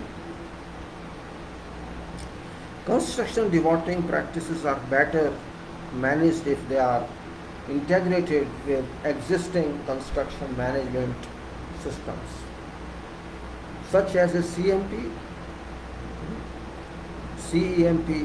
monitoring plan, that is construction environment management plan, CEMP, monitoring plan and training programs. Dewatering practice shall form part of regular construction inspection monitoring program. Now, construction environment management plan, CEMP. CEMP is prepared to minimize impacts of project. CEMP is prepared to minimize impacts of project and its activity on receiving environment. Construction environment management plan is prepared prior to mobilizing to site.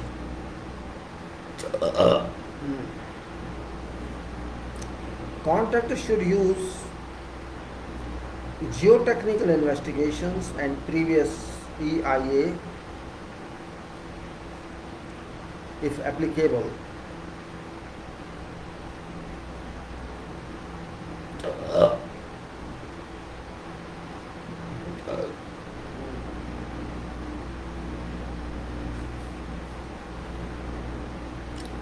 As guidance where preparing CEMP,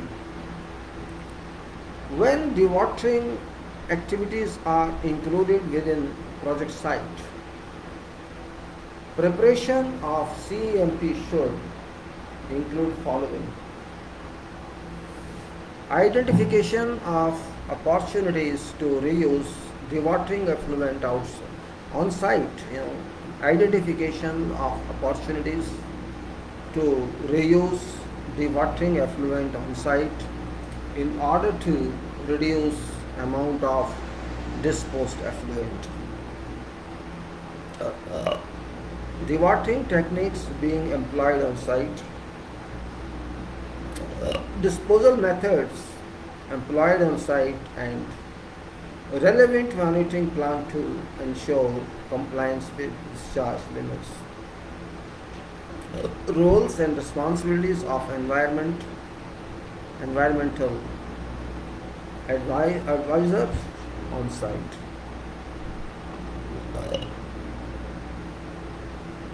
Roles and responsibilities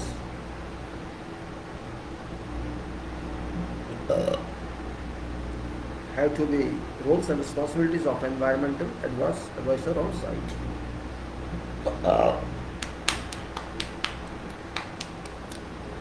Roles and responsibilities have to be clearly defined when designing a dewatering system.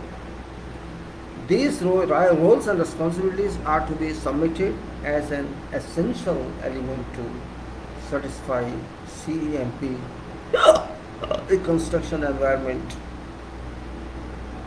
monitoring plan.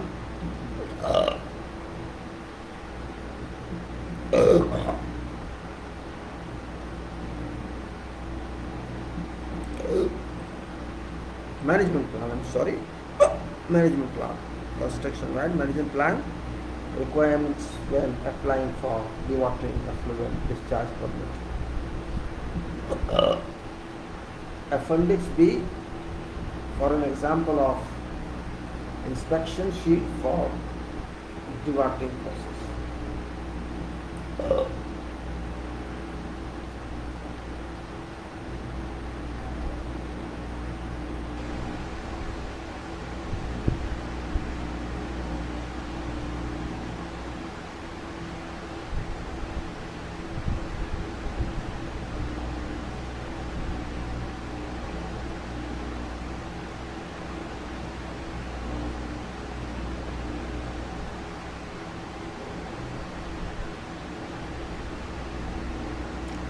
Okay, monitoring plan. Environmental monitoring plan is used. Environmental monitoring plan is used to monitor anticipated impacts of project to surrounding and receiving environments. It's imperative that should dewatering activities exist, activities exist on site, there is integration, all testing and monitoring requirements. Integration of all testing and requirements. Integration of monitoring plans may be between systems within individual sites or between several sites, depending on management systems or honors. Now, environmental monitoring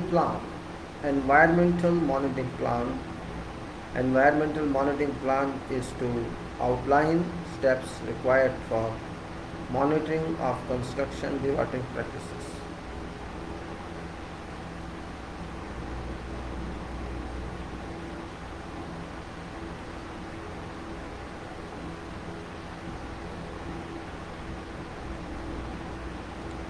can say environmental monitoring plan is to outline steps required for monitoring of construction down dewatering practices. Integration of dewatering practices into monitoring plan well will pave way to introduce a dewatering monitoring plan.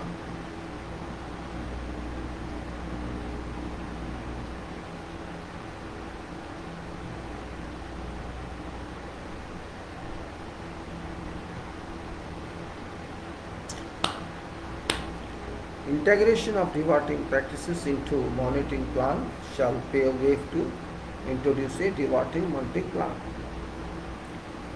Findings of dewatering monitoring reports are to be submitted and included in environment monitoring report. Dewatering practices monitoring plan. Dewatering practices monitoring plan. Introduction of a dewatering practice monitoring plan, sampling points, variables, frequencies and reporting.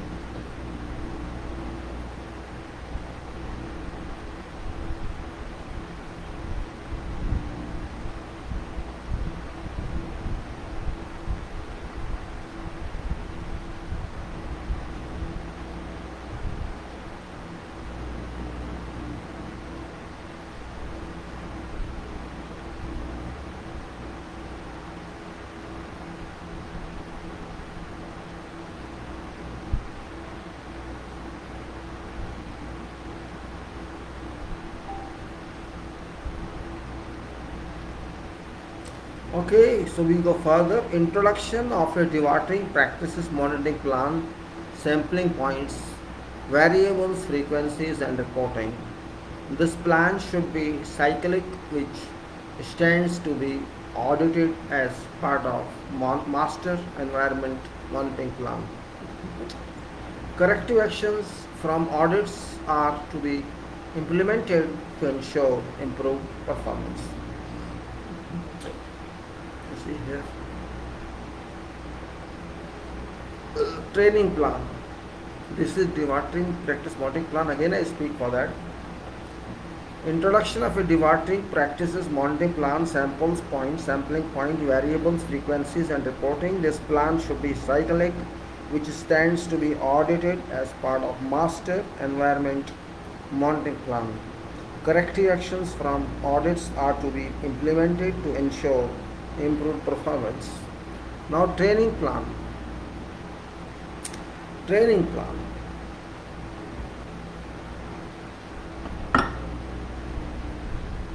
यार ये मान जाओ, क्यों भेज जा रहे हो बार बार बंद करने के लिए यार?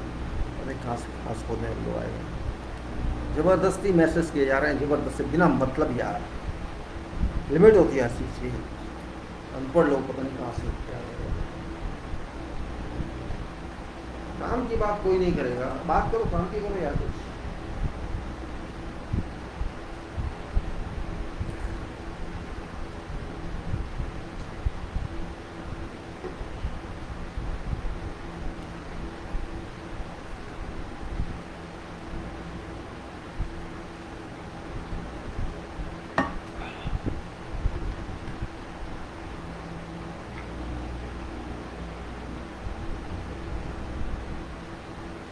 All right.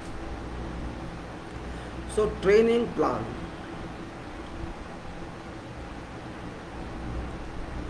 Integration of construction dewatering training into training plan of a contractor. Integration of construction dewatering training into training plan of a contractor is essential to introduce all staff to of construction dewatering related information. It is recommended that information on dewatering equipment and related emergencies are included in training provided to staff entering or working on site. Training for all staff does not have to be comprehensive. However, it should include basic items such as brief explanation of construction dewatering purpose, B. Introduction to dewatering equipment, inclusions of photos. Introduction to dewatering equipment, inclusion of photos in training presentation. Health and safety related concerns, education on related emergencies and contact information of persons in charge of dewatering to be provided in presentation. Training for dewatering staff. Training for dewatering staff, however, should be responsibility of project consultant and for each project needs and requirements. Training should be comprehensive and should include all components. Dewatering staff need to be familiar with order control, ODOU, order control. Color levels have been given a threshold value as indicated in Qatar construction specifications. Therefore, it is highly recommended to measure level of order parameters. A device should be installed within construction site to measure order parameters, namely H2S. H2S. QCS has identified two types of other control equipment. Control equipment carbon type and control equipment scrubber type. Refer to section 9, part 9 of part 10 for details. QCS identified two types: order control equipment carbon type, and control equipment scrubber type. Health and safety consideration. Health and safety issues are most important part of any construction project. It is recommended that health and safety measures in relation to dewatering practices are enforced strictly in order to prevent and or minimize on-site accidents. In addition to conventional health and safety measures implemented in construction sites, following considerations are to be incorporated to contribute to health and safety practices relating to construction dewatering. Site investigation. What is that? Site investigation. During initial site investigations, contractor has to identify potential health and safety risks in project area. Examples of risks are potential contamination posing health. Example of risks are potential contamination posing health and safety concern to labor workers and site staff. Slope stability issues due to dewatering practices. Risk and potential contamination posing health and safety concerns to labor workers and site staff. Slope stability issues due to dewatering practices and now identified risks have to be considered and mitigated against during design and execution of dewatering.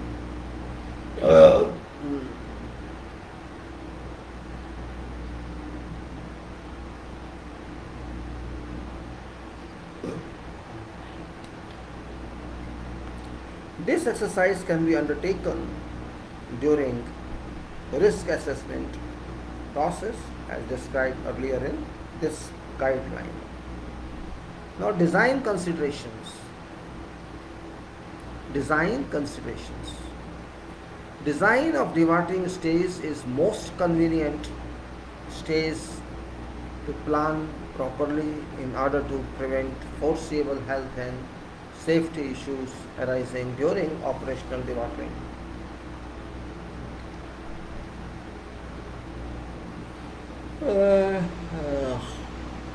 Let me for 5 minutes put this fan off and see what happens.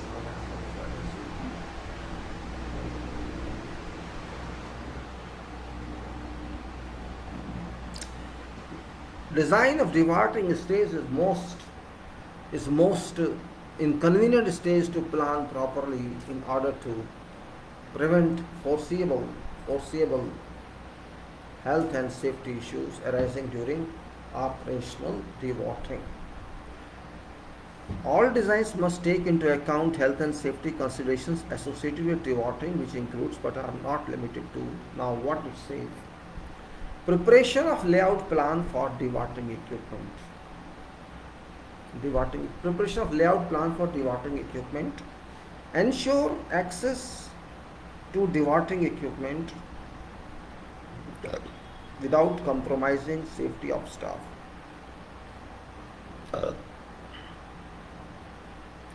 Ensure that all dewatering equipment, especially equipment placed off-site, is marked clearly with name of project and contractors and contact person details. Provide protective covers for assigned manholes. Provide protective covers for assigned manholes which do not hinder discharge flow. Mandatory use of PPE. All staff entering a project safe zone have to be wearing appropriate safety gear. This also applies to staff managing dewatering equipment off-site. Contractor is to exercise duty of care when designing, installing and operating dewatering equipment and process. Housekeeping considerations.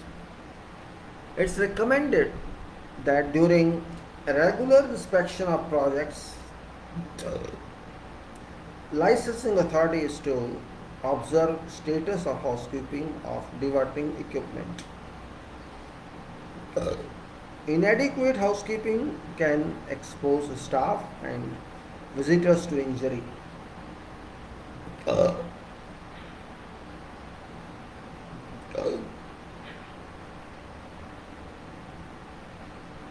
Now, appendices. There are 5 appendices: A, B, C, D, and E. Short list of parameters as provided by Ashgal. MOE list of parameters for dewatering permit. Environmental laws and regulations, Annex 4, Law 30/2002. Appendix B, dewatering process inspection sheet. And Appendix C, discharge permit forms. Appendix D, application for permit procedure flowchart for each dewatering option.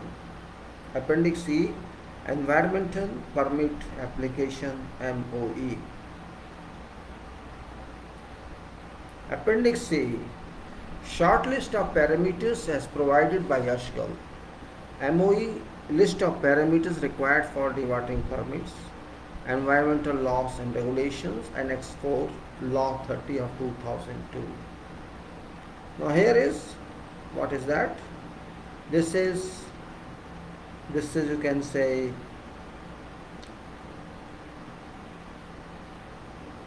water quality self-monitoring report and discharge permit application, Public Works and Authority Quality Safety Environment Department. It says what? It says project name, contractor name, dewatering discharge permit situation. This is dewatering discharge permit you can say. Dewatering discharge permit situation 1 experimental, 2 in operation, permit number this, and 3 for renewals. And this is written to Director of Quality Safety and Environment Department, Environment Section, Public Works Authority. From whom? From laboratory. And then project name, analysis results report on dewatering water quality. And this is, now what is this? Let us see. It is now, there's column, one column is parameter, other is symbol, Third is unit, then sample 1, sample 2, sample 3, discharge limit and comments. Example is location is describes sample location. Discharge rate is meter cube per second, and this is to be filled by contractor. Okay, then one column is below parameter, and that is pH, and then alkalinity as calcium carbonate. One is pH, first one. Second one is alkalinity as calcium carbonate, then turbidity, then total dissolved solids, total suspended solids, chemical oxygen demand COD, sulfide, and oil grease order. This is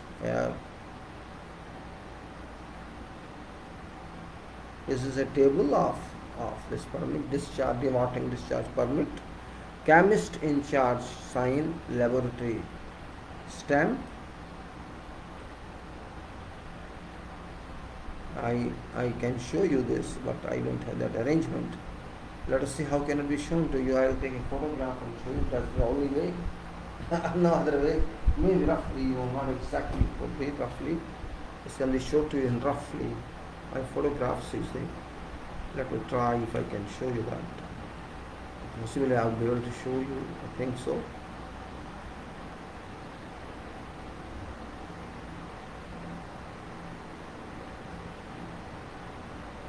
Just a minute, I can show you that. It's informative, it's not exactly it should be. So I'll show you this one now, and let me help you. I'll try to show you this.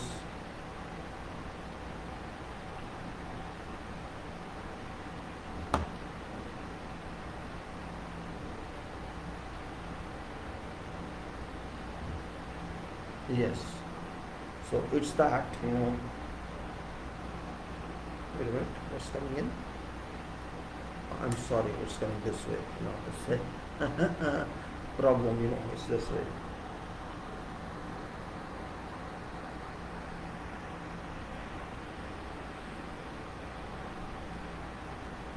This is project name, etc., is given here, discharge permit. This is your this is a form you have filled.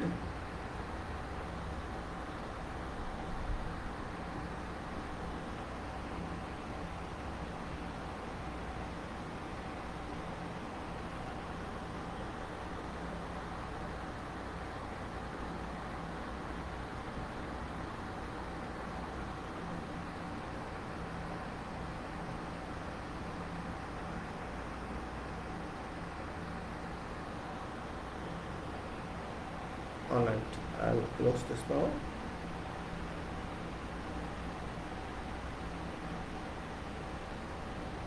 Let me try if I can take other one. Let us see, maybe it's required soon.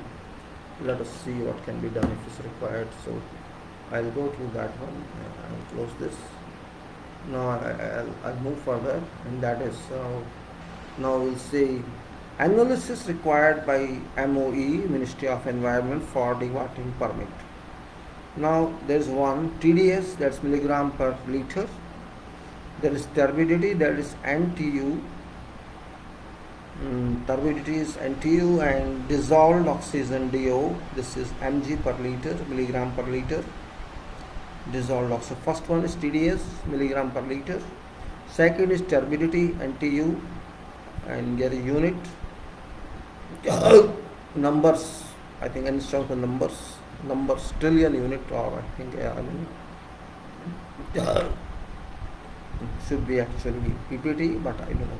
Dissolved oxygen milligram per liter, sulfide milligram per liter, oil and grease milligram per liter, TSS, suspended solids, total suspended solids, and milligram per liter, pH milligram per liter, order nothing, alkalinity milligram CaCO, CSCO3 should be CSCO per liter. Okay, CSCO3 per liter, and that is metals. Cr stands for chromium, Pb lead, nickel Ni, zinc Zn, Cd cadmium, As Sp Cu, that is milligram per liter, and Hg mercury unit gram per liter. BODS milligram per liter, biochemical oxygen demand of solids, and COO milligram per liter, and TPH gasoline range, TPH gasoline range hydrocarbons, diesel range hydrocarbons, this is, and heavy fractions, heavy fractions milligram per kilogram weight. Total coliform bacteria, MPN per 100 liter, and Escherichia coli,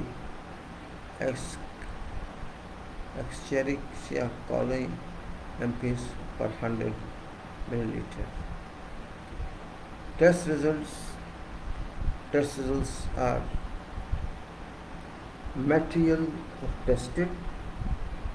Test results should show material tested, date of sampling, date of delivery, and of the delivery of sample on lab, reporting date, lab where analysis was achieved, QA/QC procedures are used.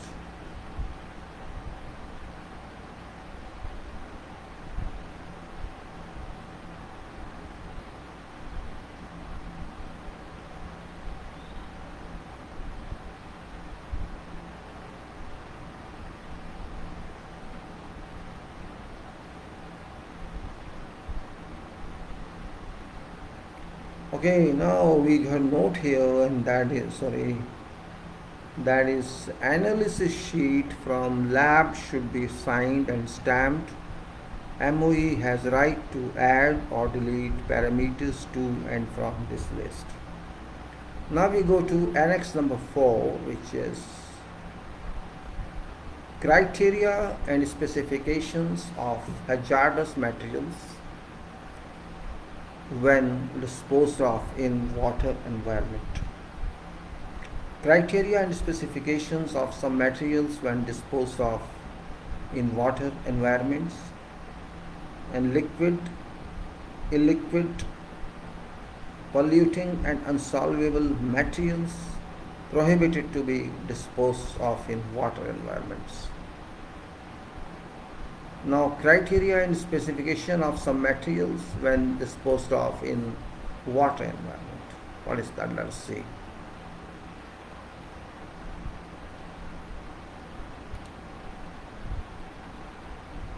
It goes like this. We go through this. It's very important part. Criteria and specification of some materials when disposed of in water environment. Considering provisions of Article 89 of Executive Bylaws of Environment Protection Law, no disposal of waste is allowed except in distance not less than 4 marine miles from coastline. 4 marine miles from coastline means within this you cannot dispose. 4 marine miles from coastline. If wastewater is treated and in distance not less than 12 marine miles, if disposal is for waste not treated, 4 miles if it is treated minimum, throw away that means you can't even dispose it in 4 miles, 4 marine miles, and when it is treated, and when it's not treated means 12 marine miles, means after 12 you can do that. Also, disposal is not allowed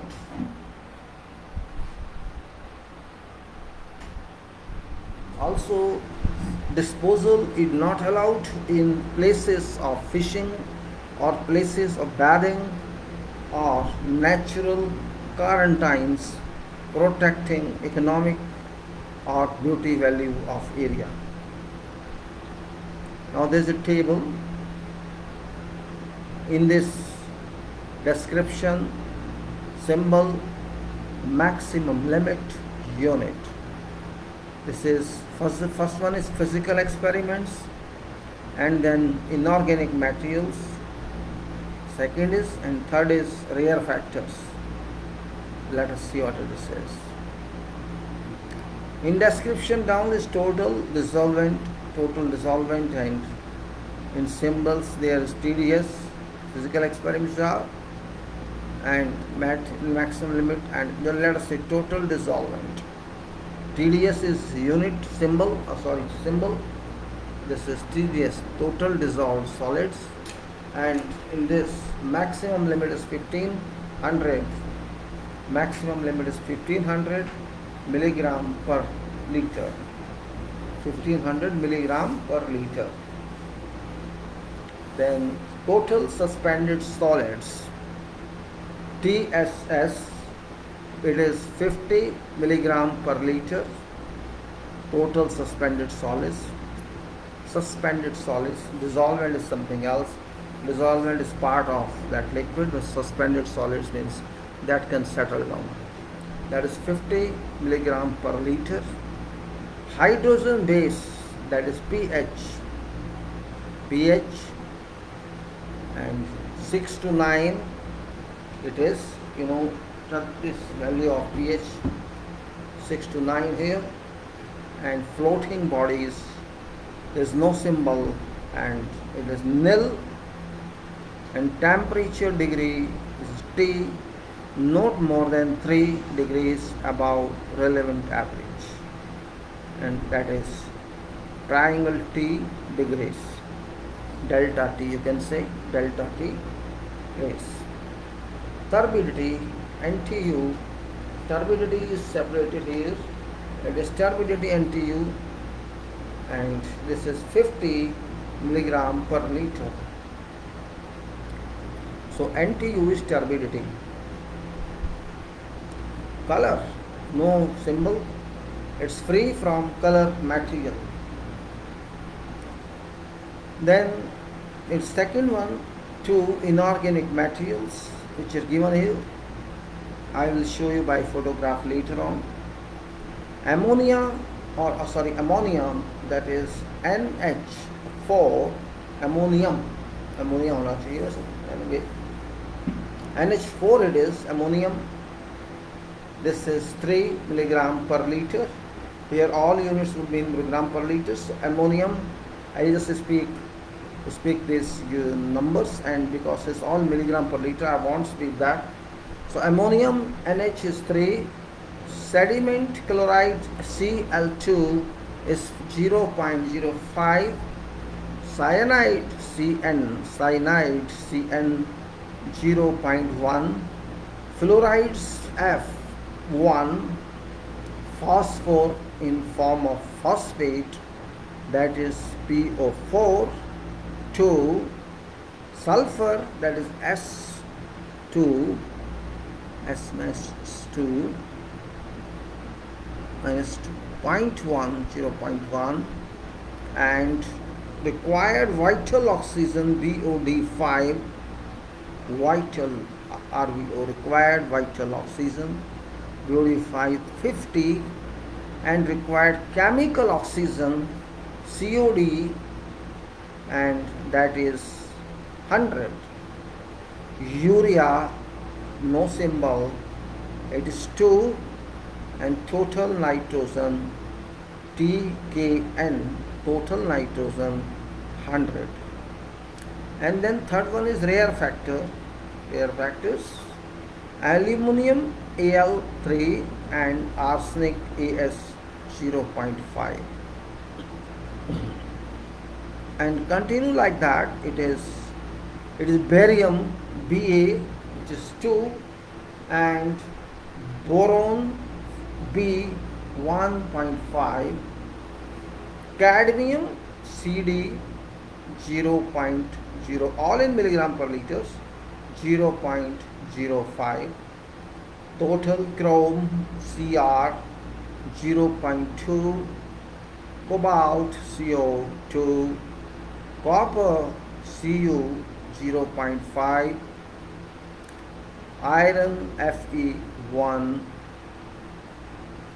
lead Fb 0.1, manganese Mn 0.2, mercury Hg 0.001, nickel Ni 0.5, zinc Zn2, silver Ag 0.005, selenium Se 0.02, and 4 is organic materials, oil and grease, ONG 15 milligram per liter,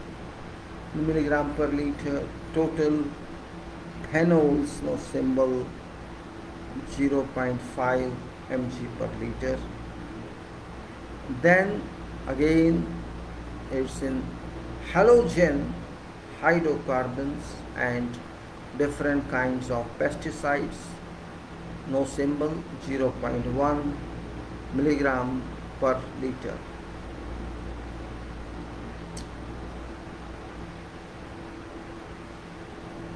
Dioxide oblique uran, no symbol, 1.34 into 10 to power minus 7 Ug per L.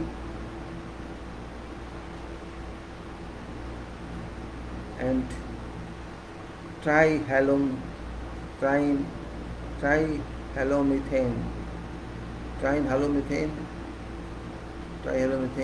THM, symbol THM, trihalomethane, 100 Ug.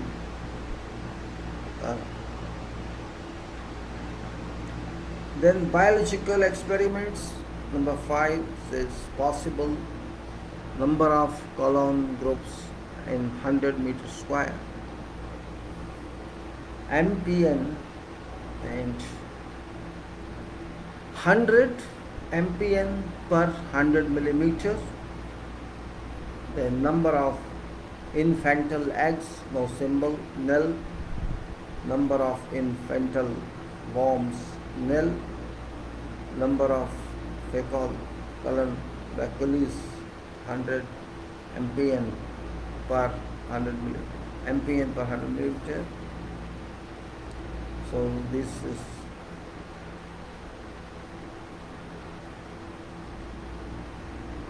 I like to show you this if I can. Let me see if I can. How can I do it? I'll reduce the size better, but it's only for reference. You cannot read it probably. You may not read it, but just let us see how can we do it. Maybe, may not be. I can't say. Let us try. Try is only way. Good or bad, whatever it is, I don't know. Because later on I have to put share copy. I later on, not today, let me now delete these files because this file will not allow me to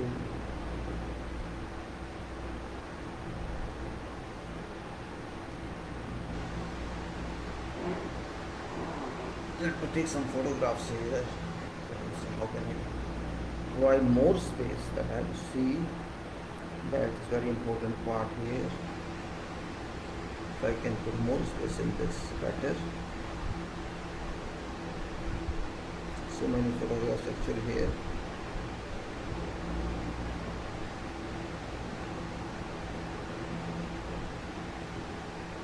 So many photographs.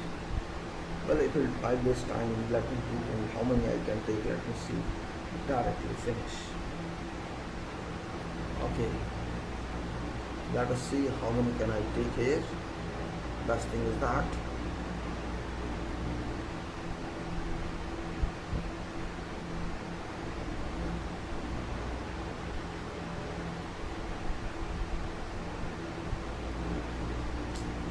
swap.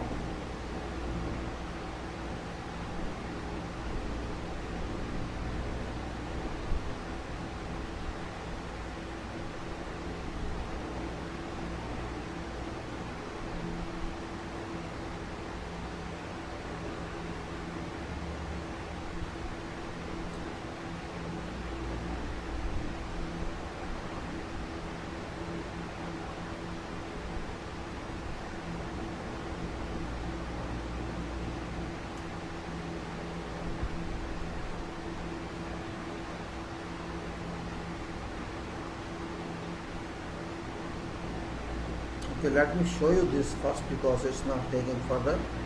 Let me show you first. I'll show you later on other one. It's not taking more than that. Well, I'll show you this one first. So let me show you this one first, okay? This is number one here, which I took like this,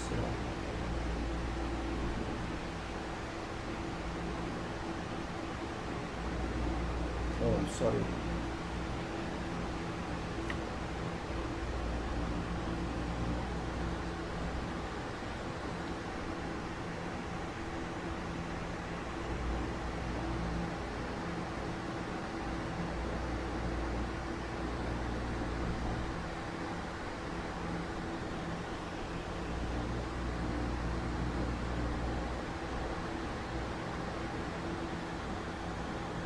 This is number one.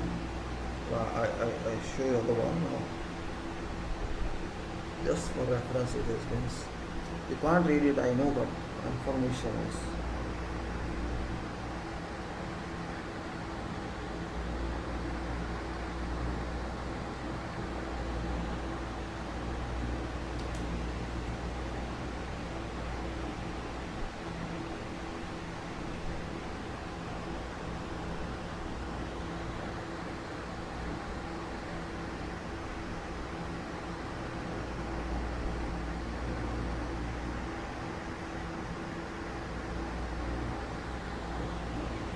I'll delete this and then I'll take another one.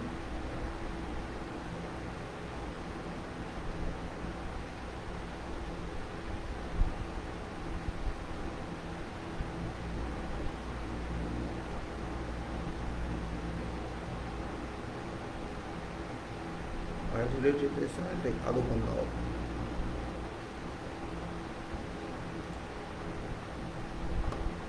And that's it. Done with this one now.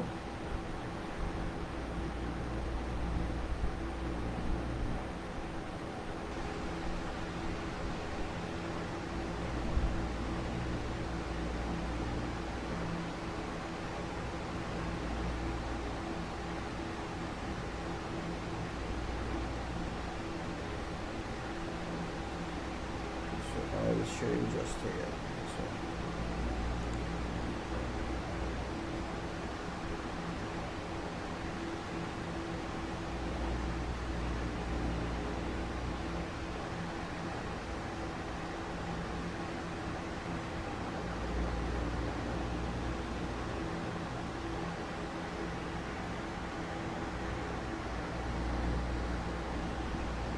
what's this here? What's going on?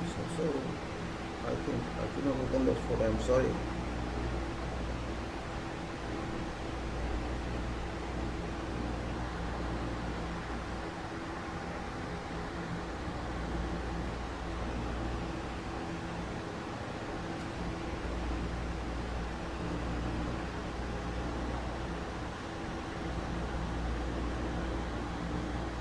Well, however, it's good or bad means I know it's not visible to you. It's something. Well, I'm not happy with that. I put this file. Don't worry. It's very hot actually. I can't even put button on. What can I do?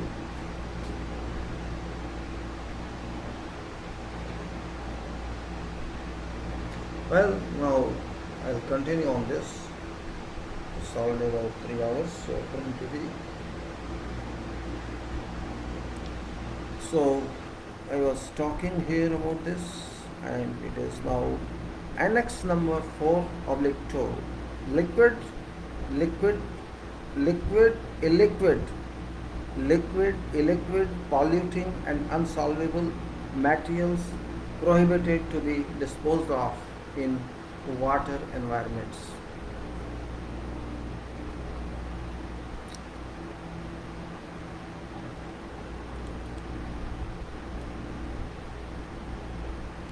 Just blowing it up. Okay, yeah. So unsolvable materials are those which are found in environment for long period.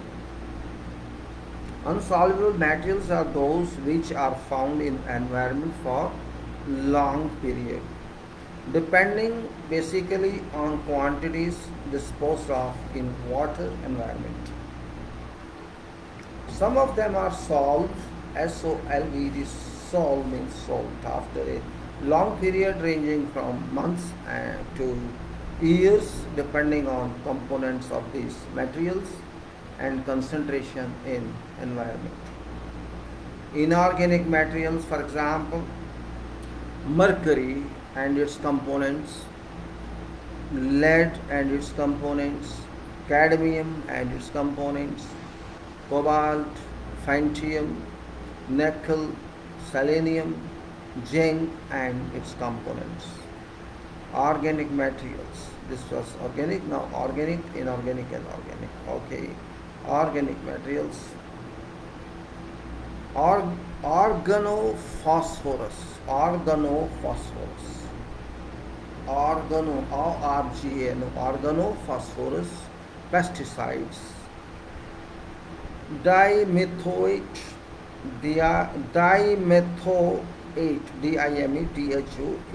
dimethoate, malathion, then organochlorine pesticides, aldrin, diodrin, DDT,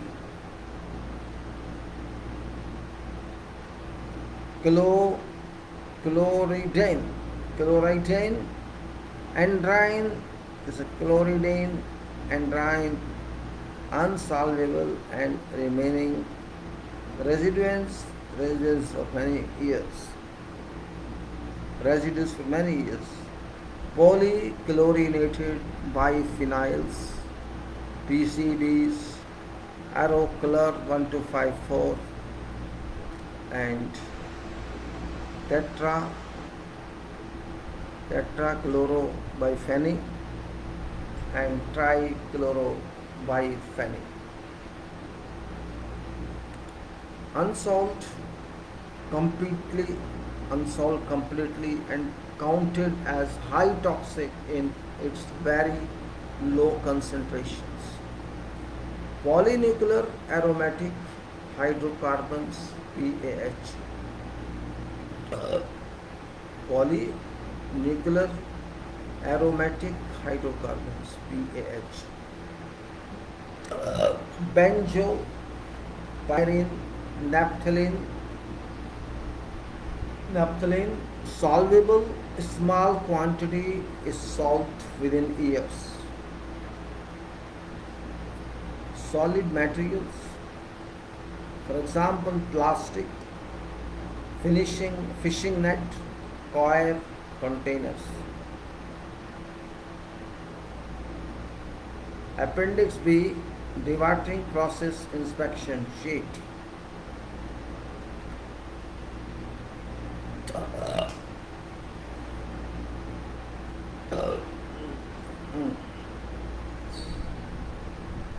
6:35, 1 hour more I think.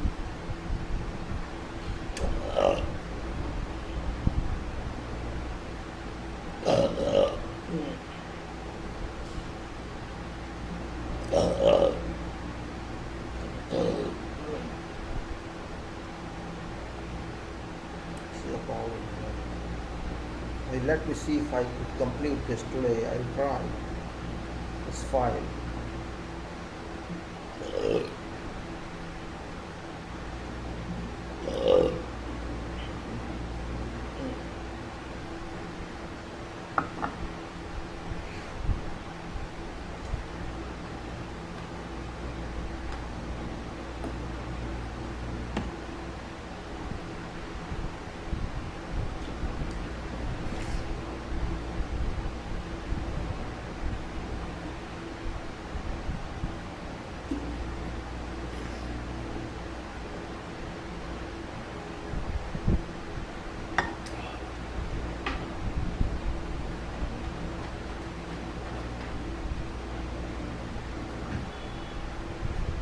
Okay.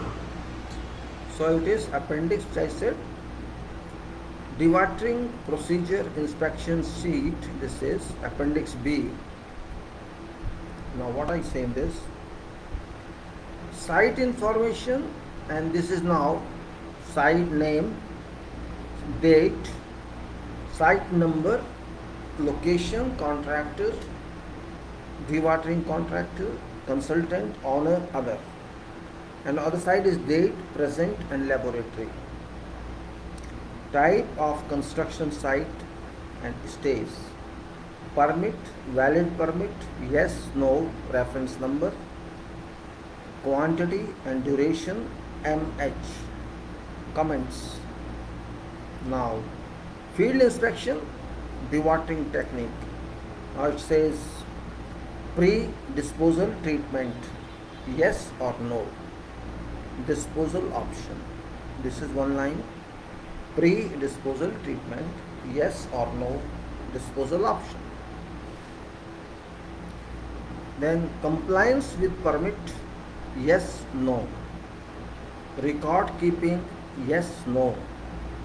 Other comments, problems, issues, laboratory tests, turbidity levels, problem, yes, no. Others, labor training, yes, no. Housekeeping, good, fair, poor, one of these. Now, water quality assessment. This report, it says, following questions provide an initial assessment of quality of water to be discharged from dewatering operation. Common sense test. There are two. One is review project records. Is there some reason, whatever reason, to suspect that water may be polluted by something other than sediments? And two is water located in an area of non-contamination. Does water have an abnormal visual feature such as circle? This is sight test, as we discussed before. Common sense test, sight test, and smell test. Is sight test, SIGST. Does water have an abnormal visual feature such as circle?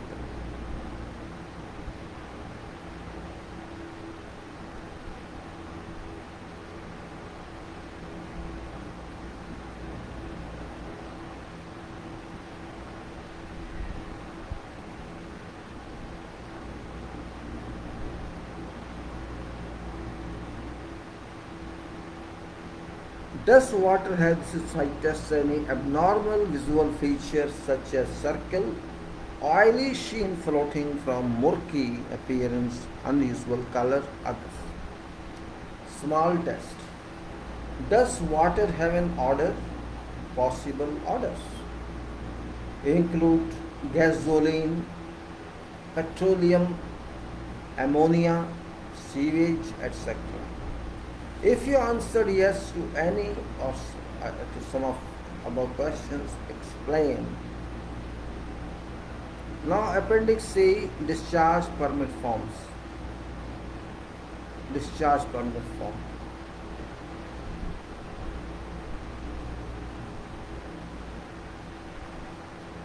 Public Works Authority, Assets Affairs, Drainage O&M Network Department.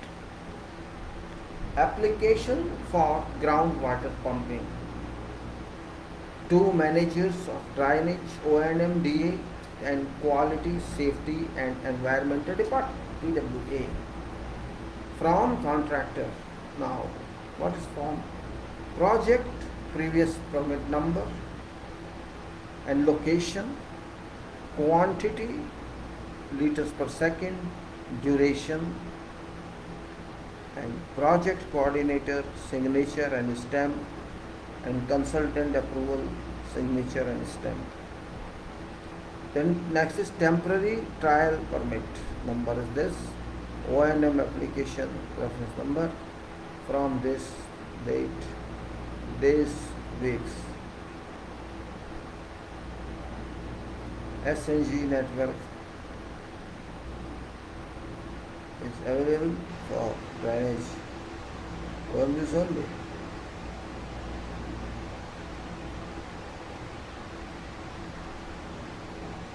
Now SNG network availability for drainage ONU use only. Whatever is given there, we can see outfall, yes. Progress PRO, this MHNO number, MH number.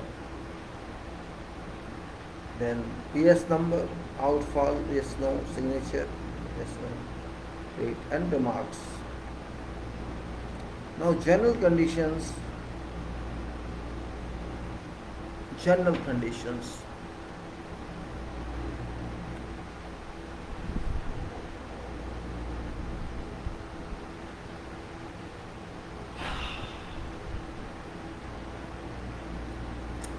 Contractor undertakes to obey Environmental Law number 30, year 2002, and its execution articles, especially Article number 4 regarding water quality specification and discharge, limits to aquatic environment, and whatever other specific condition.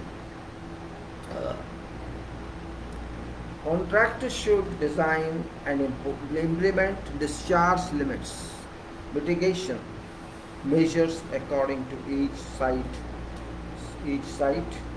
site conditions, specific conditions, geotechnical and soil mechanics report.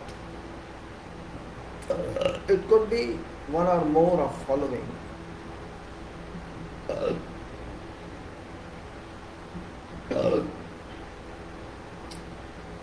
Filters / sand traps to comply with water specification required. Geotechnical sheets to prevent suction of silt and mud from suction wells.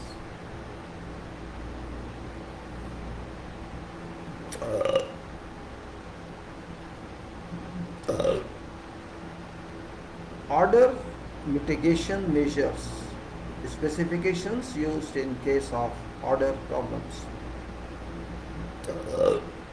Weekly sampling and analyzing TSS, TDS, pH, turbidity, order, any other parameters required.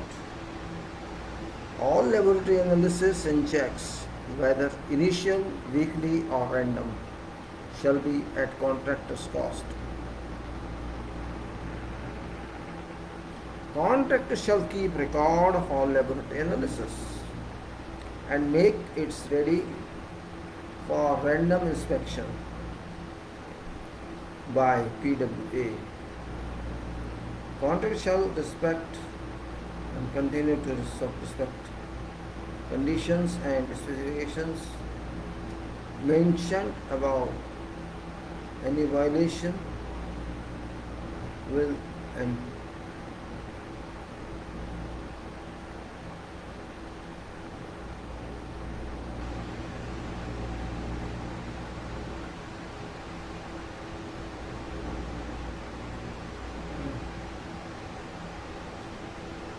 Contractor shall keep record of all analysis and make it ready for random inspection by PWA.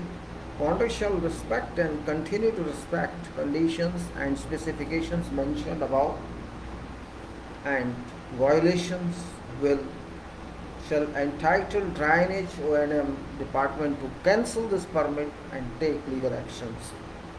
Drainage O&M department has right to cancel, issue permit for any whatever reason without any claims. And for contractors' use, we certify that we accept to obey and follow all above mentioned general conditions of restrictions.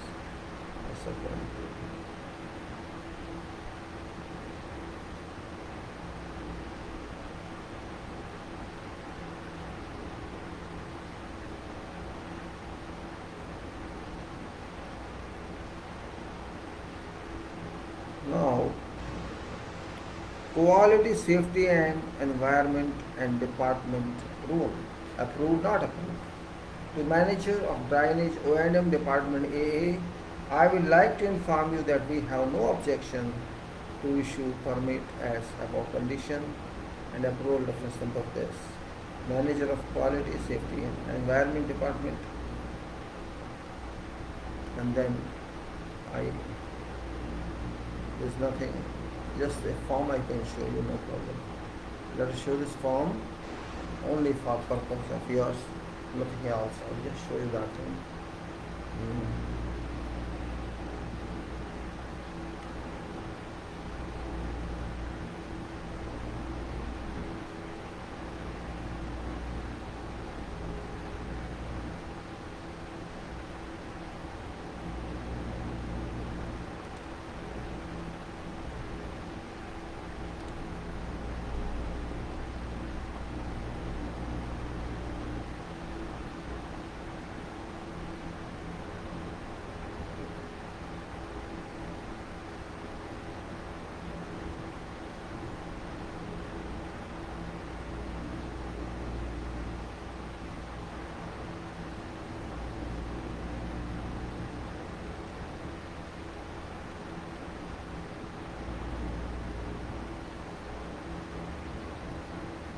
First, let me show you this approximately idea.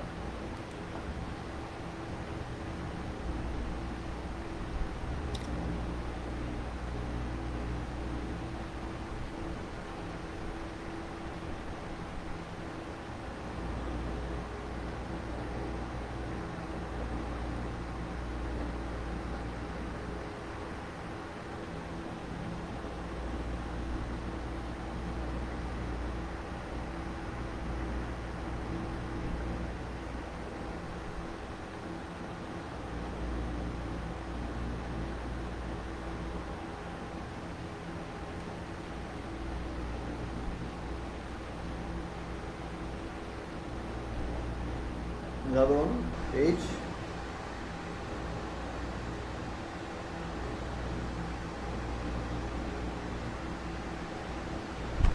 I'm sorry. So this is another page. I'll just show you for I'll put it later on.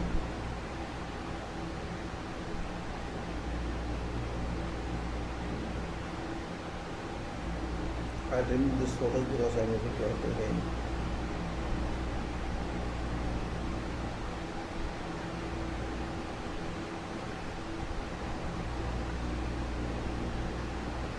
Now, other specification we are reading that.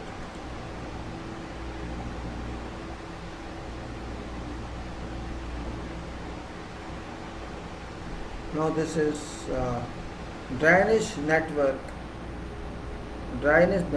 O&M department permit for groundwater pumping.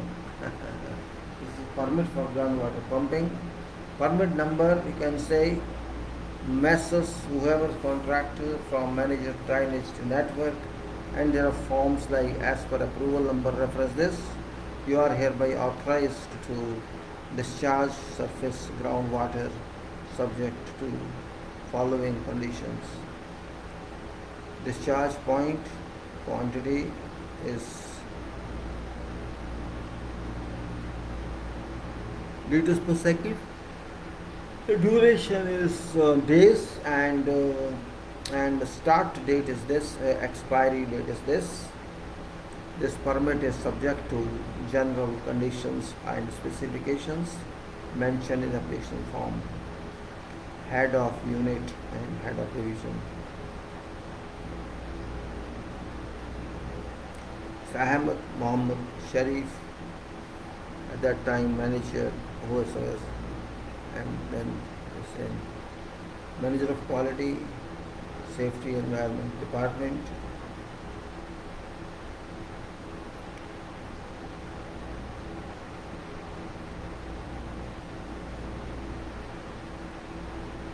So let us just take a look on this and take a photograph. It's better for you people.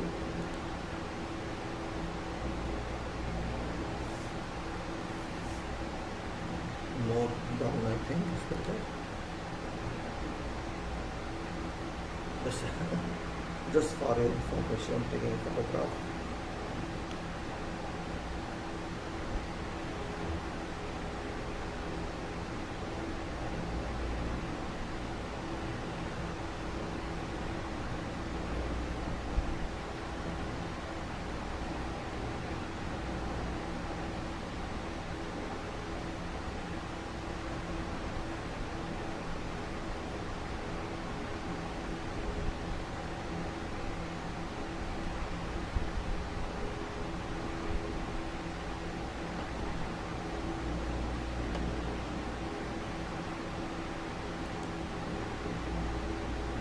Okay, I'll show you this here.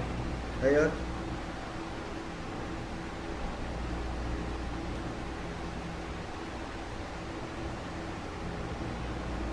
the permit for allowing manhole, authorization of use of manhole.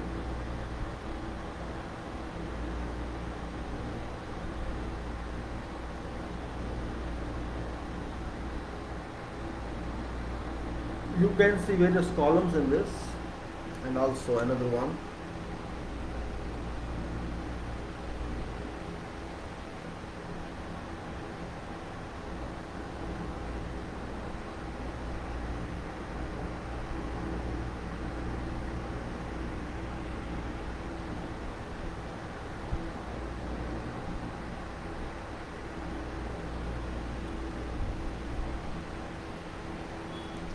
I'll take off there.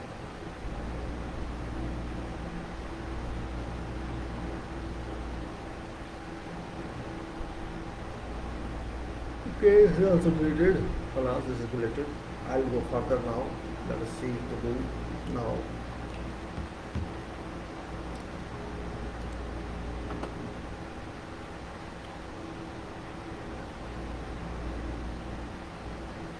Temporary permit application, other one, same temporary only for 5 days, I think that is. Appendix D.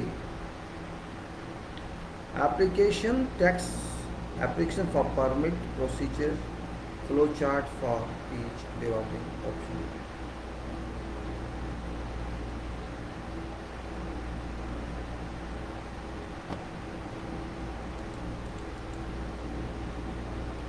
Alright guys, this is application for, this is application for discharge permit to see voice, surface and groundwater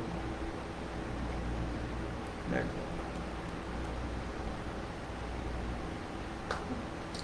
Actually this is a flow chart. There are 2 flow charts, 3 flow charts, 4 flow charts. I have to show them one by one. Let me read them.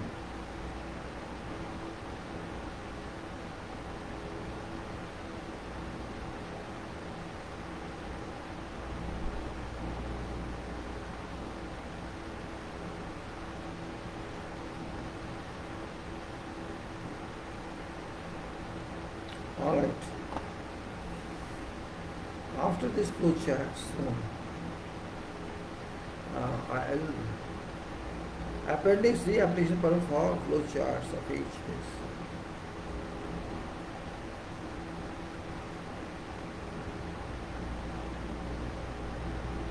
There we have 1 or 2, and then I think we'll put a file from that. Let me put 1 here so that you may know what I'm talking of.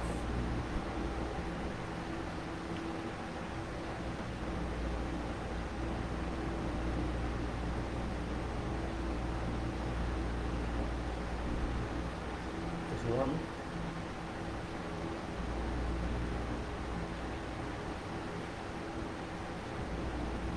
This other one. Let me declare one.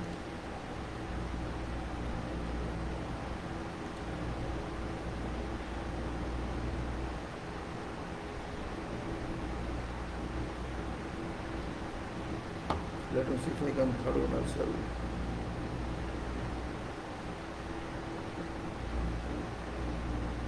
So I've taken 3, by 4 I speak as it is. Let me see if I can do 4th also.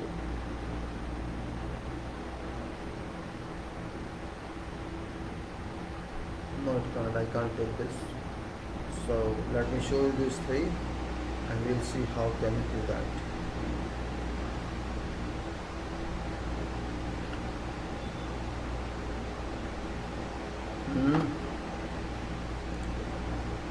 So this is one. Let me show you first of all.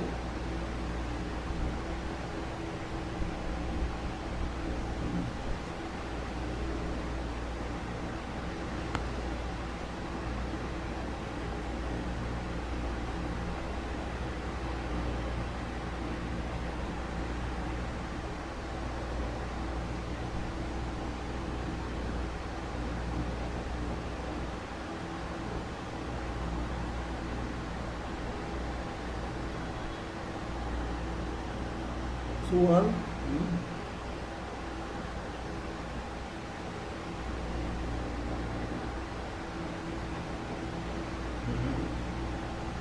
No, it should go like, no, it should like this, I think. It should this way. I was wrong. It should this way. Oh no, it's this way. Wait a minute.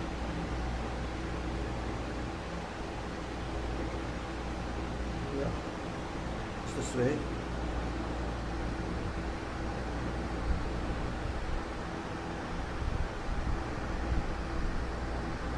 I will read for you, don't worry. One. This is two. I will read for you.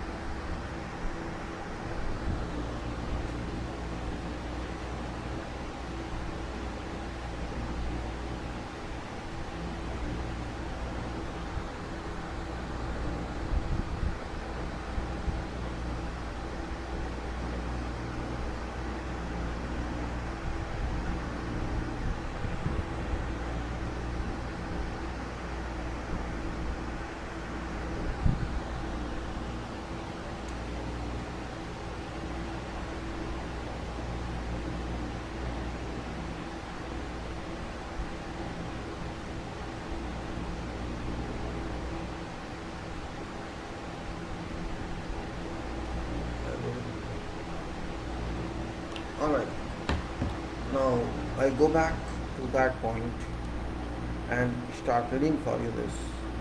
Let us say number one here is, this is appendix D, as I said, I told you appendix D. It says that this is application for discharge permit to sea via surface and ground network, and it says obtaining of RO permit if applicable. Apply for temporary discharge permit, one is there. Then there is a circuit for that, procedure for that. There is 5 days permit it is. And I also cannot read even on here completely. Problem is coming to me also. Apply for temporary discharge permit. Official letter from company at destination, all this written there. Complete circuit is there, 5 days. And they're on this side.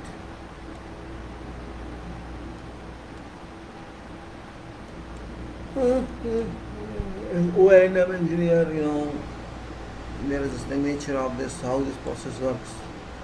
Application is assigned BM engineer, and then return of application, there's a process, and then yes or no. And like that, it says yes or no, and it goes then to O&M engineer, inspector. So this is complete procedure. I can't say you how can I show you this. So all these three are that. I show you later on. 4 actually, not 3.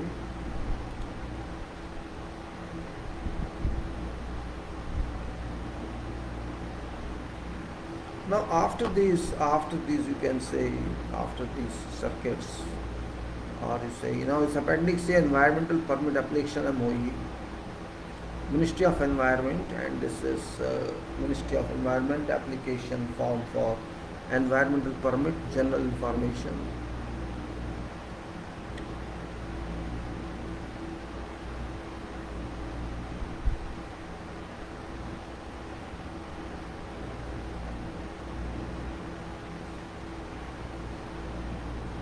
All official forms and ministry, all up to I think the last page.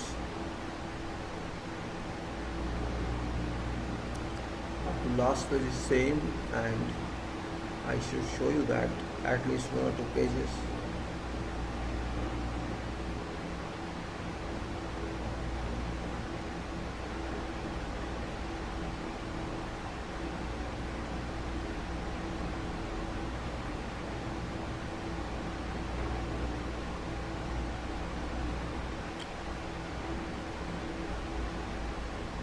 Well, I will just show one page because it's continuous application. At least how many 1 or 2 pages I will show you and close this then, because I have later on put.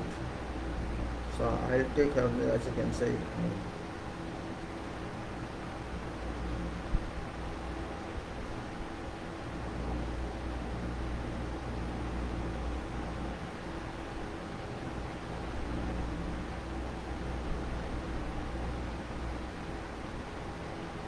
Okay, 3 at least.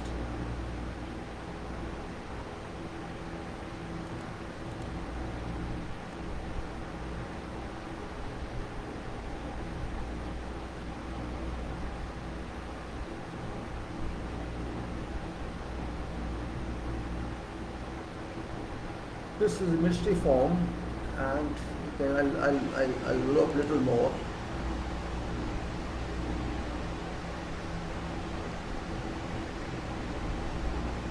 Then there's another form here.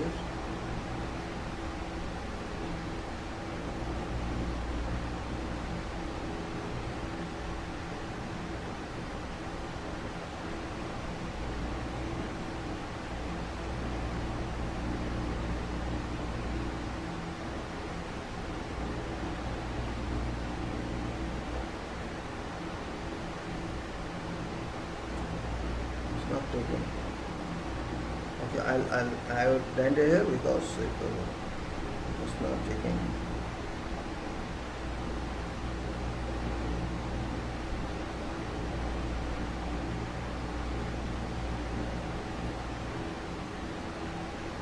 So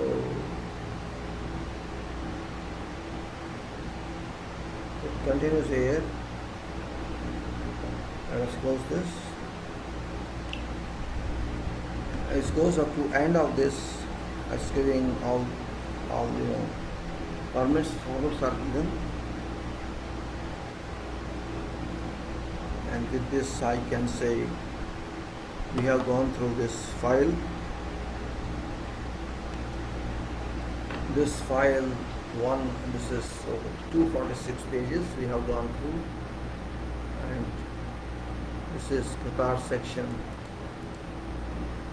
What we have gone through in this is an interesting one, and just I'm reviewing this what we've gone through in this file. We have gone through in this file. This is general QCS 2014 Qatar civil specifications, and we have gone through this. Anyway, we should know generally how does it apply. I worked personally in Qatar for about 6 years. Not exactly. I worked for 4 years in some projects, then 1 year on another project, and then another project. I compared. I find good in Qatar, controlled by good professionals, and there was some system, and problem was that it was in English, all contract documents and specifications. So I don't find much difficulty in reading these documents. I was project engineer or manager level, or can say site agent, which is representative of contractor, to which access contract documents are available.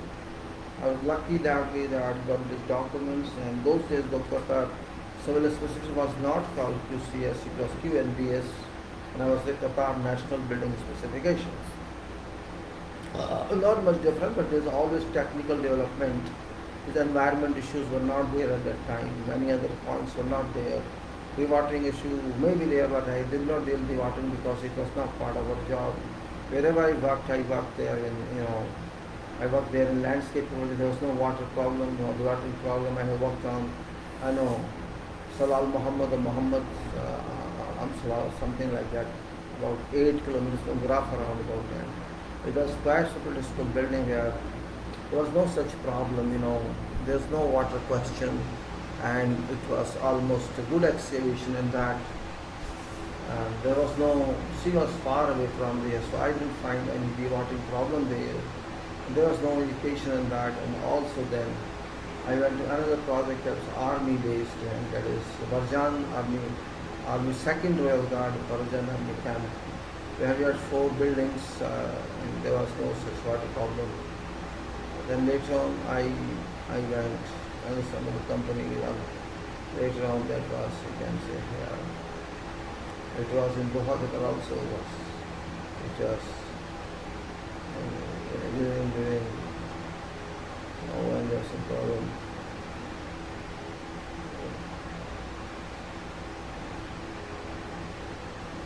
After having this 4 years experience in a company, a very experienced on actually.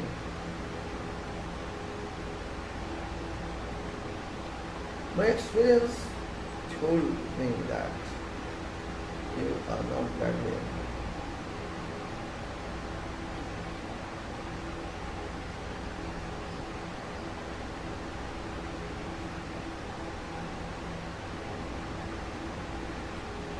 So I say, though there is the watching issue here, what we are saying, we are going to this channel before that I talked to you about you see this what I should say general. Now it is general specifications. And before I talk Qatar concrete section 5. We've gone through that.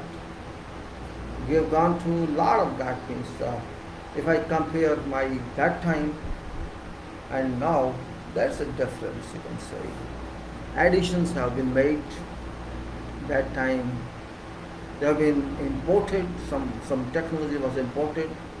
They are adding massive concrete, temperature variations, what should be surface temperature, internal and temperature measurements by differential rising falling. It's interesting. It's I think when I'm feeling though I've done that. I did this in Royce, Abu Dhabi. This 300 kilometers from Abu Dhabi city. I worked on a plant and I learned all that, the thermal curing, how it is done, how this is all that. This is always addition to engineering books or engineering specifications, and this also general we are talking. I was very much interested in concrete, and then I saw journals, so I was interested in journal. So if you see specifications of Qatar, it's about 3,000 pages. But I can't download that because this is not allowed. Means I had one specification that's 2010. I like to see if I talk to this, but that's 2010. It's not current one. This is still 2014, so it says something better. It's better to read advanced problem, but you have to pay. I can't pay that one. I can't pay. It's only one script. I can't pay. So I try to find in sections. Section 5 is important. Section 1 is general. Then the road one. Whatever I can take down from there, I think that's better to share with you. I don't it all. It was all take years to read, and we don't have time. You see how many days I've taken. Just gone to concrete, and now it's about general. So general is also I did not find that much that much general. I'm finding something is better than nothing if you know that. So what we have studied in this is really extraordinary. Let us first review what we have studied in that. That is much more important, and that's where we stand. At least we rewind, we refresh what we studied, and we studied in this. That is, introduction is chapter 1, the general, and says that in general this is the scope of this section, scope of Qatar construction specifications, references and precedence of specification and documents. Now, this is important, of course. Compliance with Qatar's construction specifications, compliance with general conditions of contract, then standards are references to standards, government published specifications, regulations, notices and circulars, survey marks, then terms and definitions, that's general, approved, contract documents, contractor, drawings, engineer's representative, government departments and utility services, guarantee independent agency, honor permanent works, plant project documents, singular and plural, site specifications, specified temporary work, abbreviations and symbols are general site conditions, language, contract language, and then if you go through these chapters, you will find in chapter 1, that's again I say general, scope of this section, scope of the purpose specifications, references are BS and EN, AC, all that, and the precedence of a specification is very important. I always it says that precedence of documents shall be particular conditions of contract, general conditions of contract, project specification stands, project specification general drawings, commercial specification, then compliance and as standards, and then government published specifications like that. All those materials are coming in that. All those which are given in that now, survey marks and terms and conditions, all general contract, etc., is in this chapter. Now, if you go further on to other one, abbreviations are here. It's very important for you. It includes microns, amperes, Celsius, centi, day, diameter, gram, hour, hectare, joule, kilo, liter, mega, metro, milli, meter, milli, Newton, number, Pascal, radius, second, ton, volt.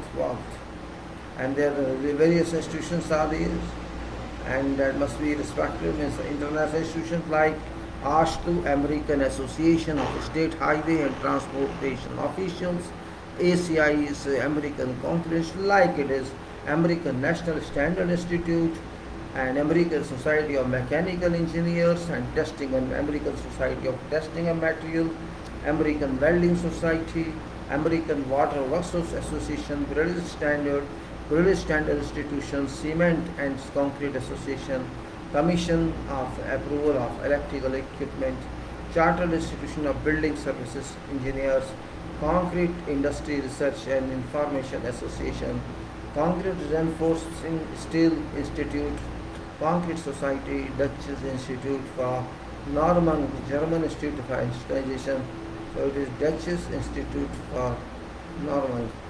Electronic Documents, Electronic Industry, that is Association, and then the European Standards, Euro Norm, and Federal Highway Authority, Factory Mutual Engineering Division, Gulf Standards, Institution of Civil Engineers, International Electrotechnical Committee, Institution of Electrical Engineer, Institute of Electrical and Electronics Engineering, International Organization for Standardization, Loss Prevention Council, and Loss Prevention Certification Board.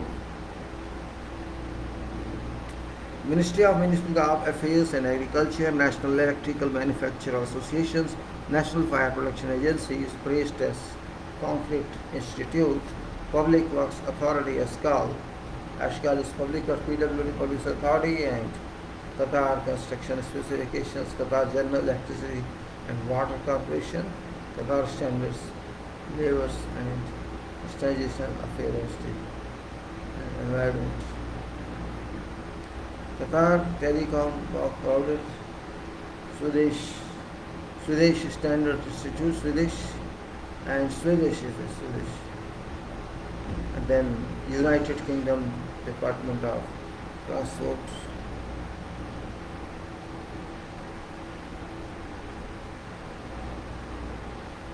And also,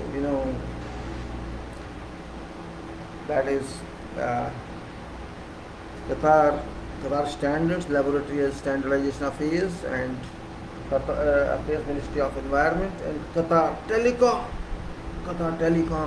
providers for this Standard Institute, United Kingdom Department of Transport, Urban Planning and Development Authority, and Warren Dutch Electro Thinker, Electrotechnical Association for Electrical, Electronics, Information Technology.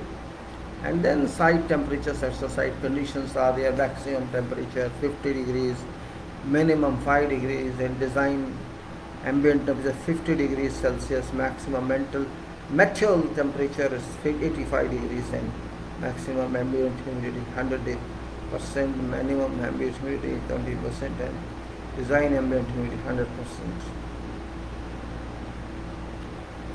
Likewise, if you go down further, you'll find language,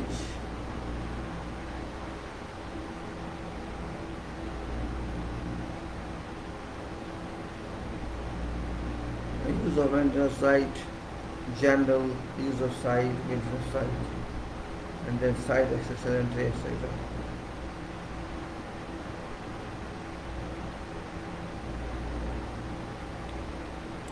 So this way, here go to this part now. There's another part, and that is another part, and this another part. It is protection.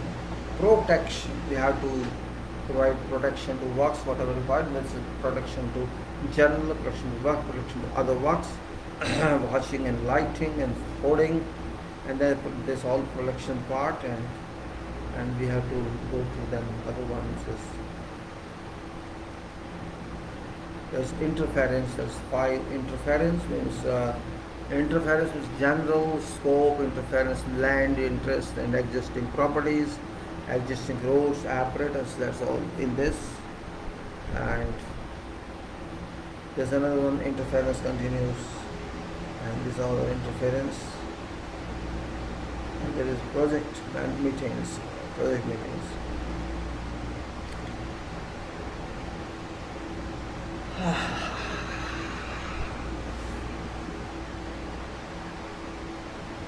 Project meetings. In project meeting, there is project meeting, how we have to conduct this meeting, procedure is defined. At that time when I was there, no such procedures. We constitute procedures there ourselves. And I am finding same thing here.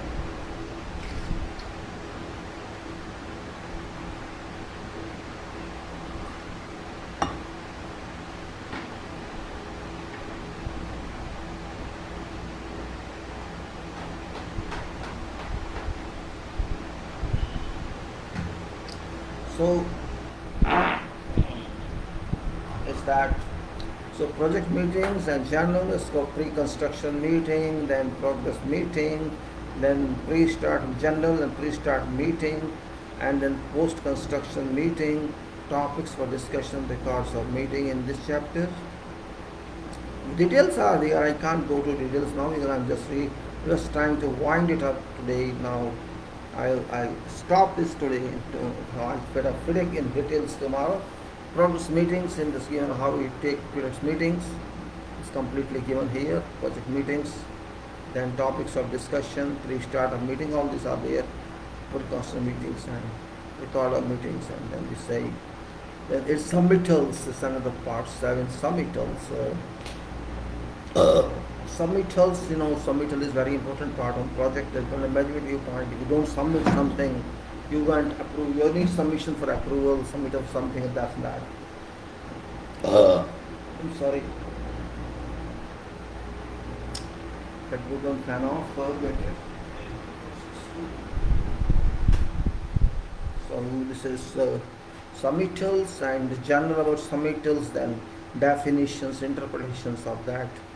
And the submittal procedures and submittal interpretations, as-built survey drawings, for example, as-built record drawing, manufacturer condition, like complete sequential details are there, procedures, then schedule of submission, method of submittal, context of review and approval, corrections and resubmission, check of written submissions, review of approval, incomplete submissions, and like program organization chart, staff organization chart, health and safety organization chart, quality organization plan, then health and safety plan, quality assurance plan, inspection and test plan, then site diary and reports, and then photographs. All these are their drawings, various types of drawings, working drawings and shop drawings, as-built record drawings, survey drawings, and materials, approvals, and list of materials, samples, certificates, manufacturer's guarantees, and warranty, instruction of final dossier,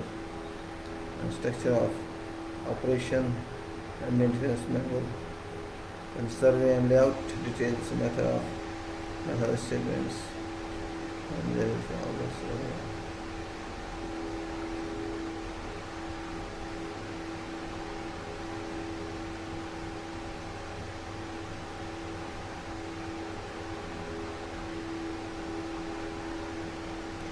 And if you go further, it's survey, method statements, application invoices complete.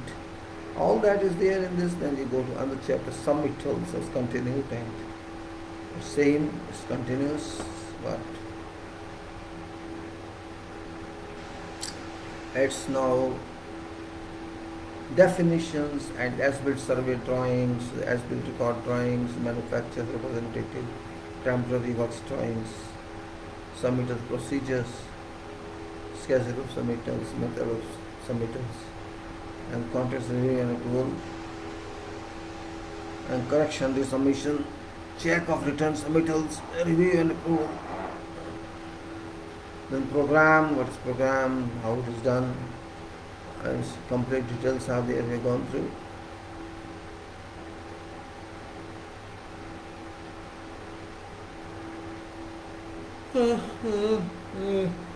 And then it is about organization charts, then health and safety organization chart, and that quality organization chart, plans, health safety plans, quality safety plans, ITP, and site diary. Site diary is also very important part. Actually daily done, daily completed, daily started. Site diary is a kind of daily job record, you may say that. I used to do that there, and it's really interesting that again I remind you what I said. A site diary shall be kept on site by contractor and entered daily for duration of contract. Diary must be entered neatly and legibly in English and should indicate all visitors on the site and reasons for visit. Diary shall also record following: labor on site by trade and its allocation, subcontractors working on site, material and equipment delivered to site, material and equipment utilized, plant equipment and tool brought onto and removed from site, including hired plant, work progresses during the day, verbal instructions requiring written confirmation, temperature and water produced.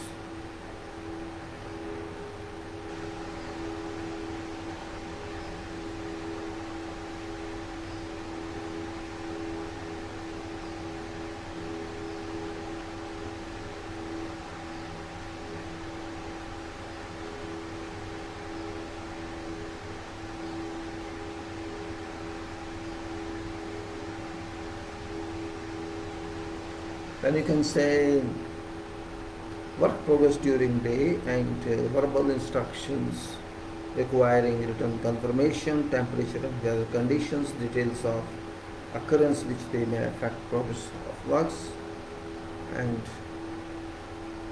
then context shall also supply to engineer weekly returns as to number of men and construction plant, etc. And then reports is project status. This is report status. What report says?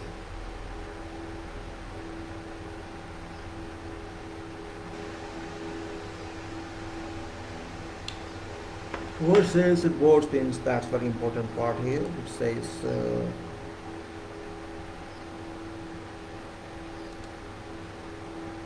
procurement status reports and progress report, then photographs, that pre-construction photographs, monthly photographs, then working drawings and shop drawings, as-built record drawings, as-built survey drawings, data delivery,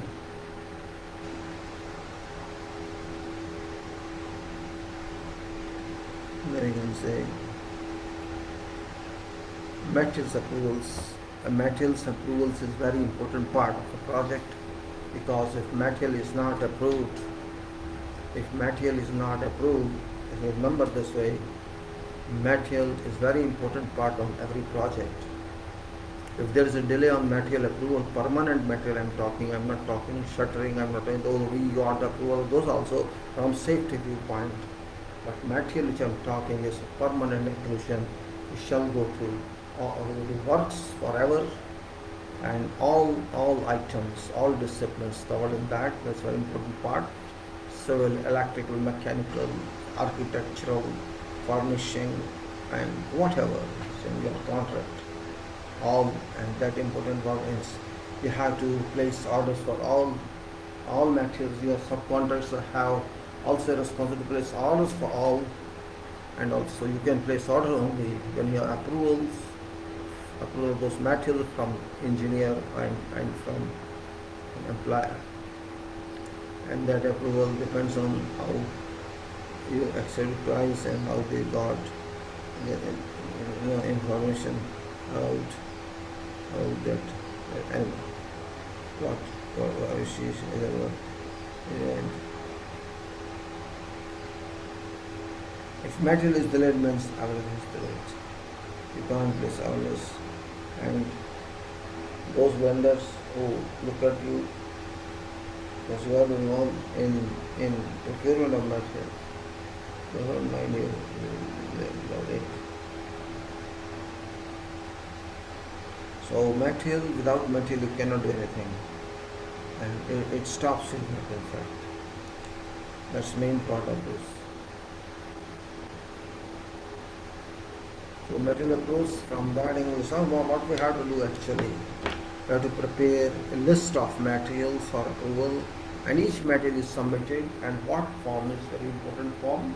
We have to provide in that form all details of that material, and manufacturer's name and address, total trade of brand name, local supplier's name and address, catalogs, prohibitures and cuts marked to indicate items proposed intended use of that, and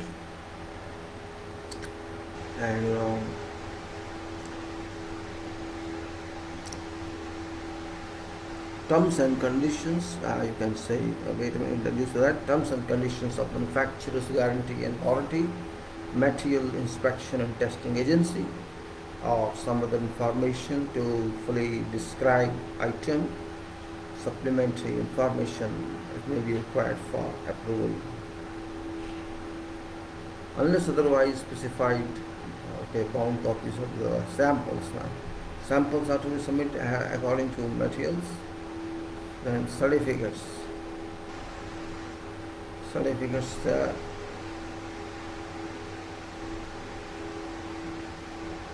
It says when stated in documents or requested by engineer in writing, contractor shall submit manufacturer certificates indicating test results, components, manufacture or installation complies with requirements of project documents. A statement from contract, subcontractor, equipment supplier or agent indicating product installation complies with requirements of project documentation shall not be considered as certificate.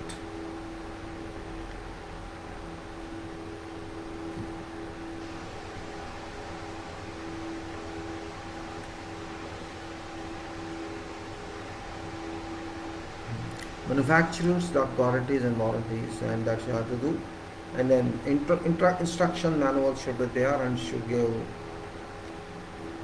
It should be for final dossier also, and that is what's required in that. Contract shall submit final dossiers covering all civil, mechanical, electrical activities and machinery installed on works. Contract shall submit index of final dossiers to engineer for approval. This index shall be included with below point.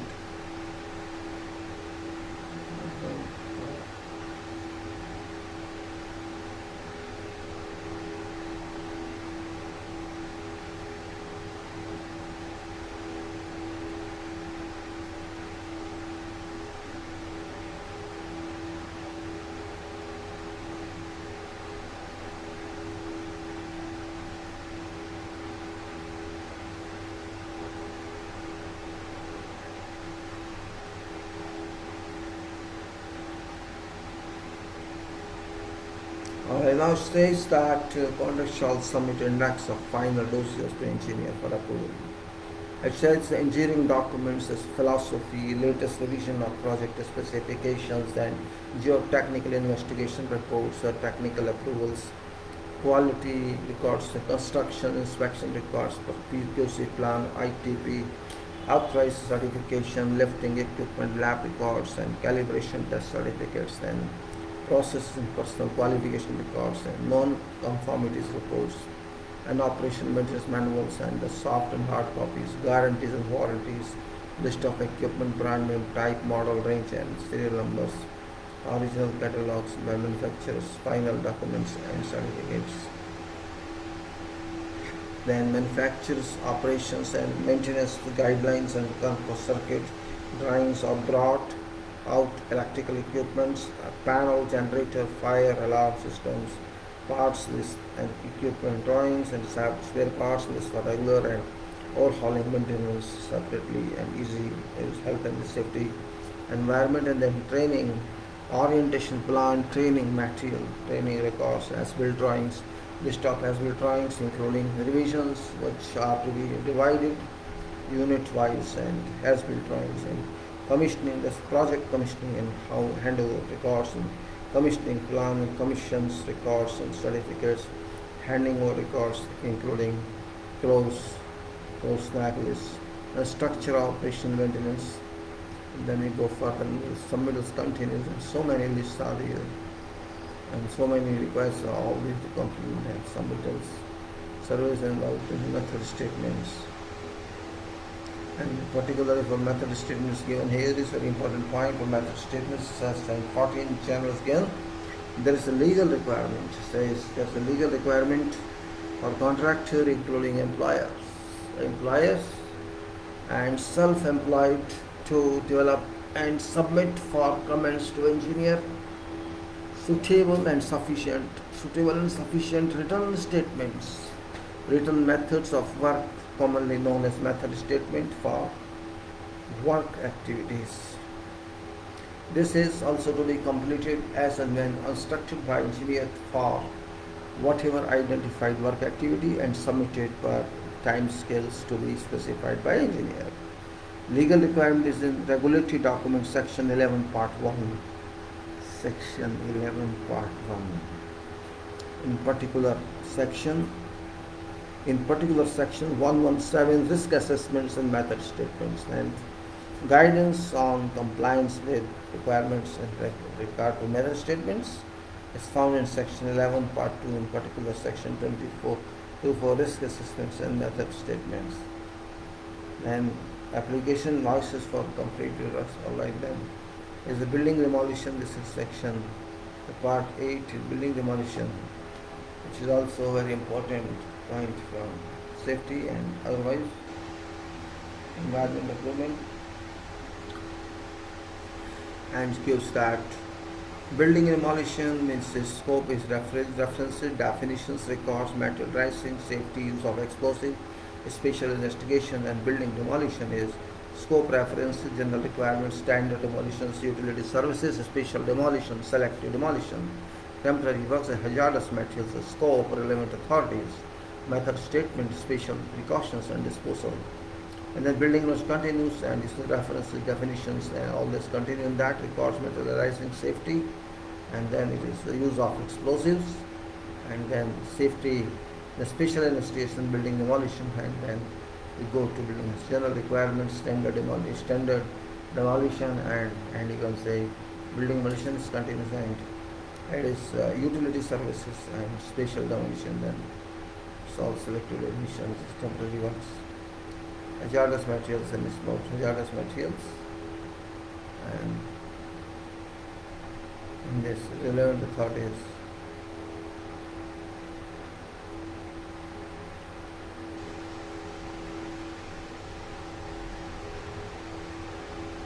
Now building demolitions continues, and we go to now to materials. Materials, I know materials is a very important part. What is general materials from AGCC stage and product data, quality of material, manufacturer's instructions, samples, shop drawings, and alternative materials, honor furnished materials and delivery of materials to government stores, materials, ordering material, delivery of material to site, storage of materials to site, production of materials and testing on materials in general, in situ testing and nuclear density measuring devices and test certificates, specific materials, proprietary articles and systems. And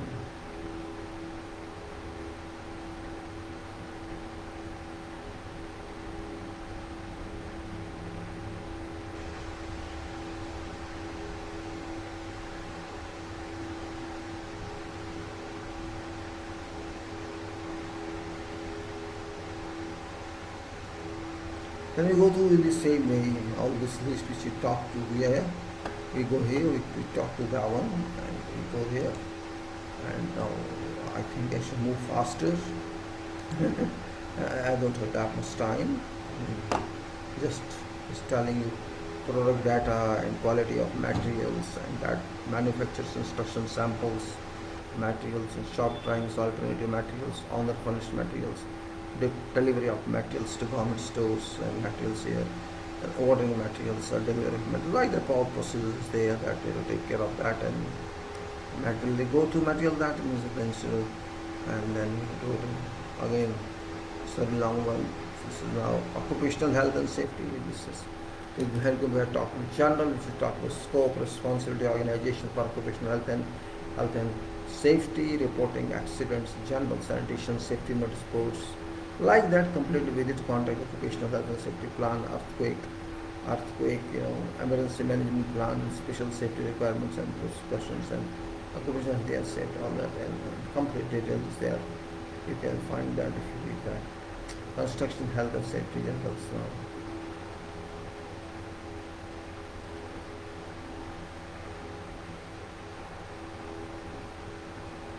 And if you go there, occupational health and safety survey.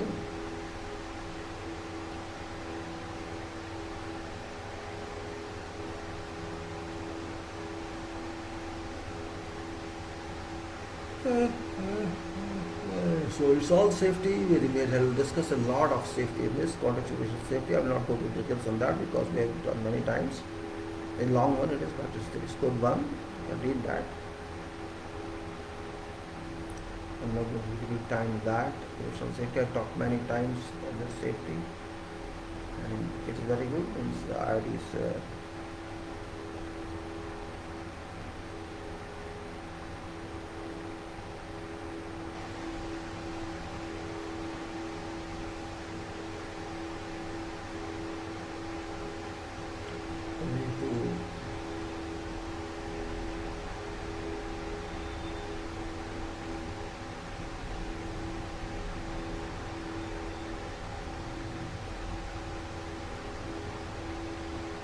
so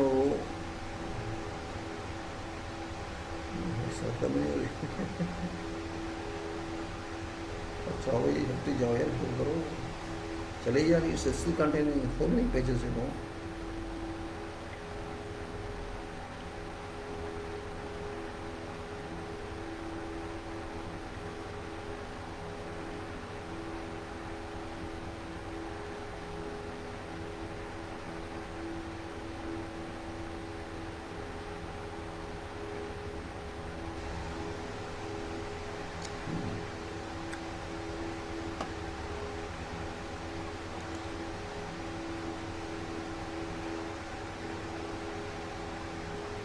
So it's long one, very long one.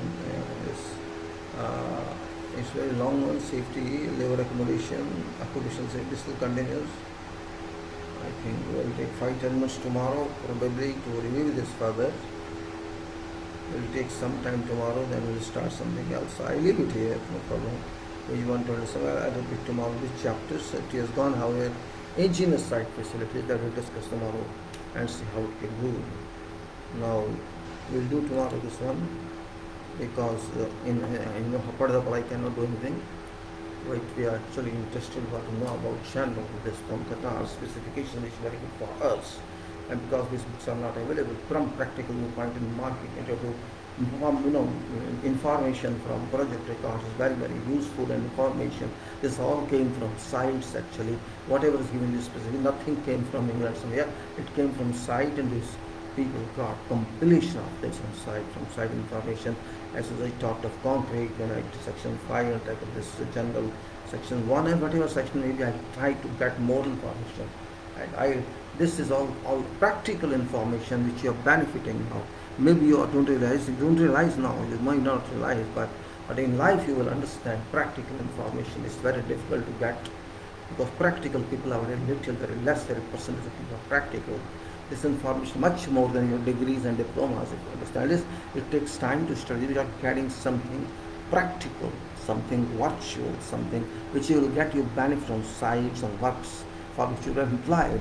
If you understand this, you can face people, you can answer them. That's the important point, and this is only my effort, because I missed all this during my career. I think you should be brave that.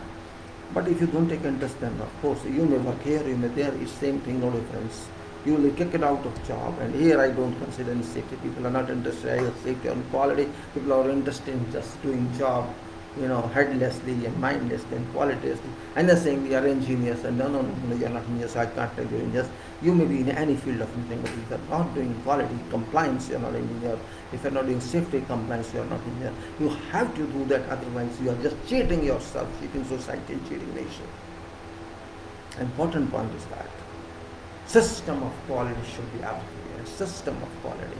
It's not quality control I'm talking. System of quality in management or organism. Let's say material we are talking, so system and material approvals, and this will be system in drawing approval, and this will be system in works on site, the system in designs itself, procedure of designs, specifications of design, and specifications of specifications, how to design specifications, how to write contract, how to understand contract.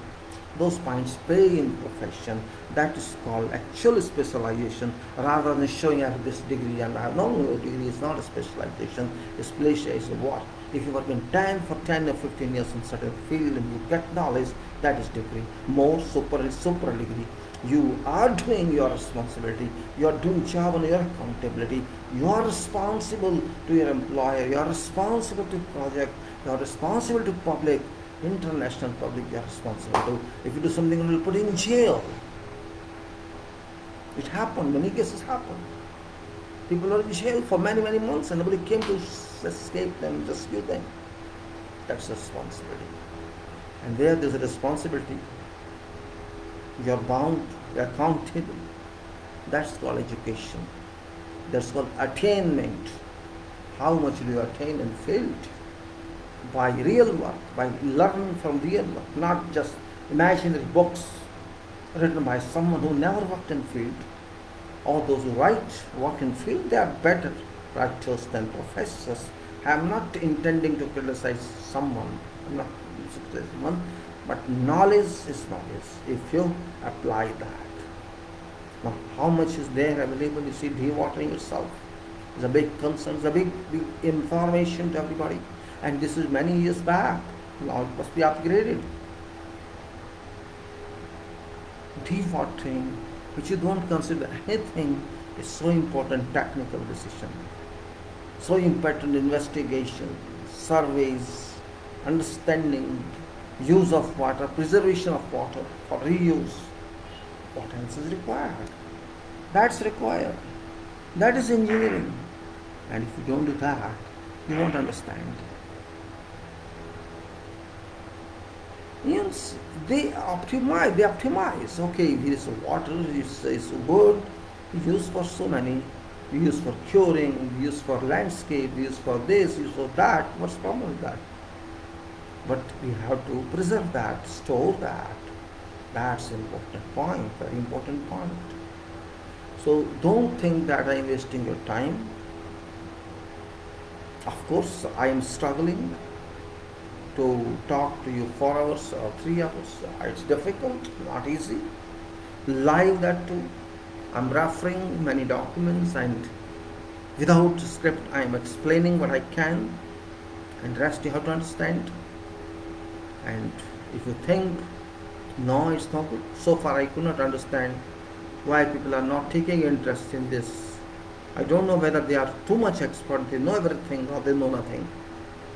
They don't want to come out from book world. They don't want to come out from code words. They don't want to know real life. They don't run away from real life. That could be a point. Or they don't think that this is their job. Construction is not their job. Site is not their job. If they think so, fine. It's up to them. No one can help them. If you want to be a frog in a well, be a frog in a well. Or you want to frog in lagoon, a frog in lagoon, I should say lagoon. Or frog in the river, or frog in the sea. It depends on to you what sort of frog you are. You are an engineer or you are just a student forever. You don't want to take a responsibility, just look for someone, some architect, some designer. They'll call my job is over. It's up to you. I want that engineers should know every specialty. To some extent. Yes, design is a field, fine, but site is also a field. Why do you run away from that? Because you are running from it, people don't know what to do. Don't know how to do. That is problem. So I'm not going to talk much on this now. It's only 4 hours, and I don't have capacity because I can only use my computer. So though I can talk to 8 hours according to FB. In FB there's a provision. If you use live, you can talk up to 8 hours. Yes, I can talk up to 8 hours, but on a computer, my laptop, and timings and so. Who can sit for 8 hours? Even if I have no job, I have no job. Even for 8 hours means I start at 3 o'clock, 4 o'clock, I have to sit at 12 o'clock in day, or continuation is like that, and it's not easy. Sometimes you can do when you are free and you duly manage for that. I can talk continuously, no problem to me. But I have to see instrument, I have to see tools, and many other points of view.